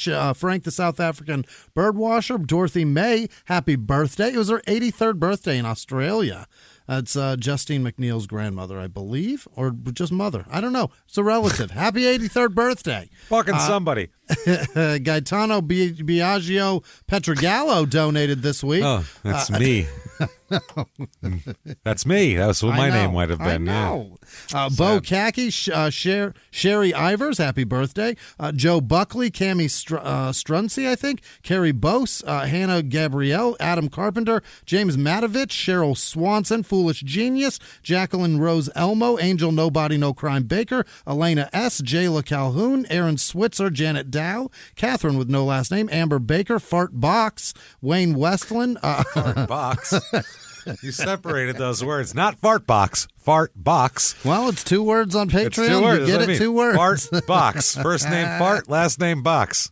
Ryan Brewster, Linda Ben, Alexis Bonner, Amber Titticott, oh boy, Brittany Cockerham, Brittany Chantel, Trace Hoekstra, home with no last name, Valerie Murphy, Nick Steinbrick, Dr. Tragedy, Richard Embry, I think, Emmett Mael, Matthew Schmidt, Sam D, Whitney Dearden, Luke Mulding, Toto Shimazu, I think, Jessica Helping, Brandy Green, Olivia Vanderlyn, Ruth Santana, Haley Conroy, Matt Flick, Maggie Heffling, Shannon McKiernan, Cole Harmon, Stephanie Sevier, Elizabeth with no last name, Jen with no last name, Megan Hare, Cody Doan, Meredith Moore, Jake Caulfield, Phoenix Van Hoosen, Brian Bade, Andrea Aragon, Tiffany Reichel, Jimbo Kirshner, Faded Replays, Courtney Renz, Greg Morrison, Stan with no last name, Jamie Mantia, Rebecca Dawson, Byranda Tatum,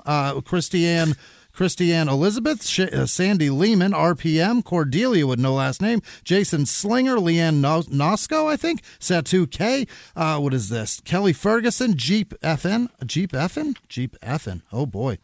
Jeep effin' Jeeps. Jeepin'. That's the guy, the Jeepers. It's the Jeepers. Meredith, gotcha. Mary Beth Stout, Terrell Love, Nadia Fromastia, oh boy, Cameron Grove, Julie with no last name, Helena with no last name, Kimberly Basman, Keith Lane, Lord Estiancia of Medidius Pulus, Cameron Hicks, the Pure Mind, good one. The Pure Mind of Maddie Nycannon, Jessica McCain, Carolyn Helms, Daniel Baker, Kat with no last name, Tess with no last name, Stupid Asshole. Do you get it? Are you proud of yourself?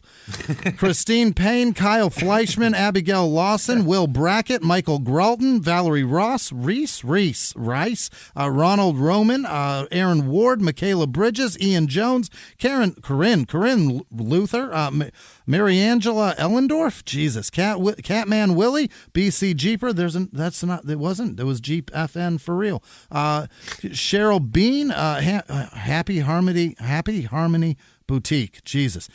Jackson Dolan, Jay Torres, David Burns, Sherry Middlebrooks, Don Winters, C8 with a C, Nick Blanchard, Fat Man, Amy Derrick, Asterisk, Rhiannon, Asterisk has no last name, Rhiannon Montgomery, Brandon with no last name, Brittany Boucher, Addison with no last name, Carly Hunter, the mayor of Beertown, Mike Hansen Jr., Colette Caruso, what is it? Popular guy, the mayor of Beertown. It's a gal, Carly Hunter. Unless it's a guy. Who knows? Who fucking knows? Katie Patelli, Rachel Gaunt, Caden Warren, Kim Huven, Michelle Moore, John Breckard, Bryce Dangler. What? Roar Wade, Kyle with no last name, Janie Stansel, Bethany Phillips, Katie Workman Berger, Bradley Wheeler, Raquel Mertz, Sandy Cuddle, Dunter Dumber. Oh boy, Hunter Dunder. Hey. Hunter Dumber. What? Hunter Dumber, maybe? I don't know. Uncle Sherry? What? Kim John Will, and also Rafael Rocio, and all of our patrons. You guys are fantastic. Thank you. Thank you so much, everybody. Honestly, from the bottom of our hearts, we really hope you are enjoying the Patreon stuff because we love making it, and we love hearing that you do like it. So thank you so much for what you do for us and for making the goddamn thing a viable enterprise. We really do appreciate it so much. And if you want to find us on social media individually, very easy to do that. You can just Google Crime and Sports Podcast Hosts, or head over to Shut Up and Give Me Murder, where there is links to all that kind of shit, and check it out. Peruse. You might find some stuff you like. Do that. Keep coming back. Keep joining us again and again and again. You know it. And live from the Crime and Sports Studios, we will see you next week. Bye.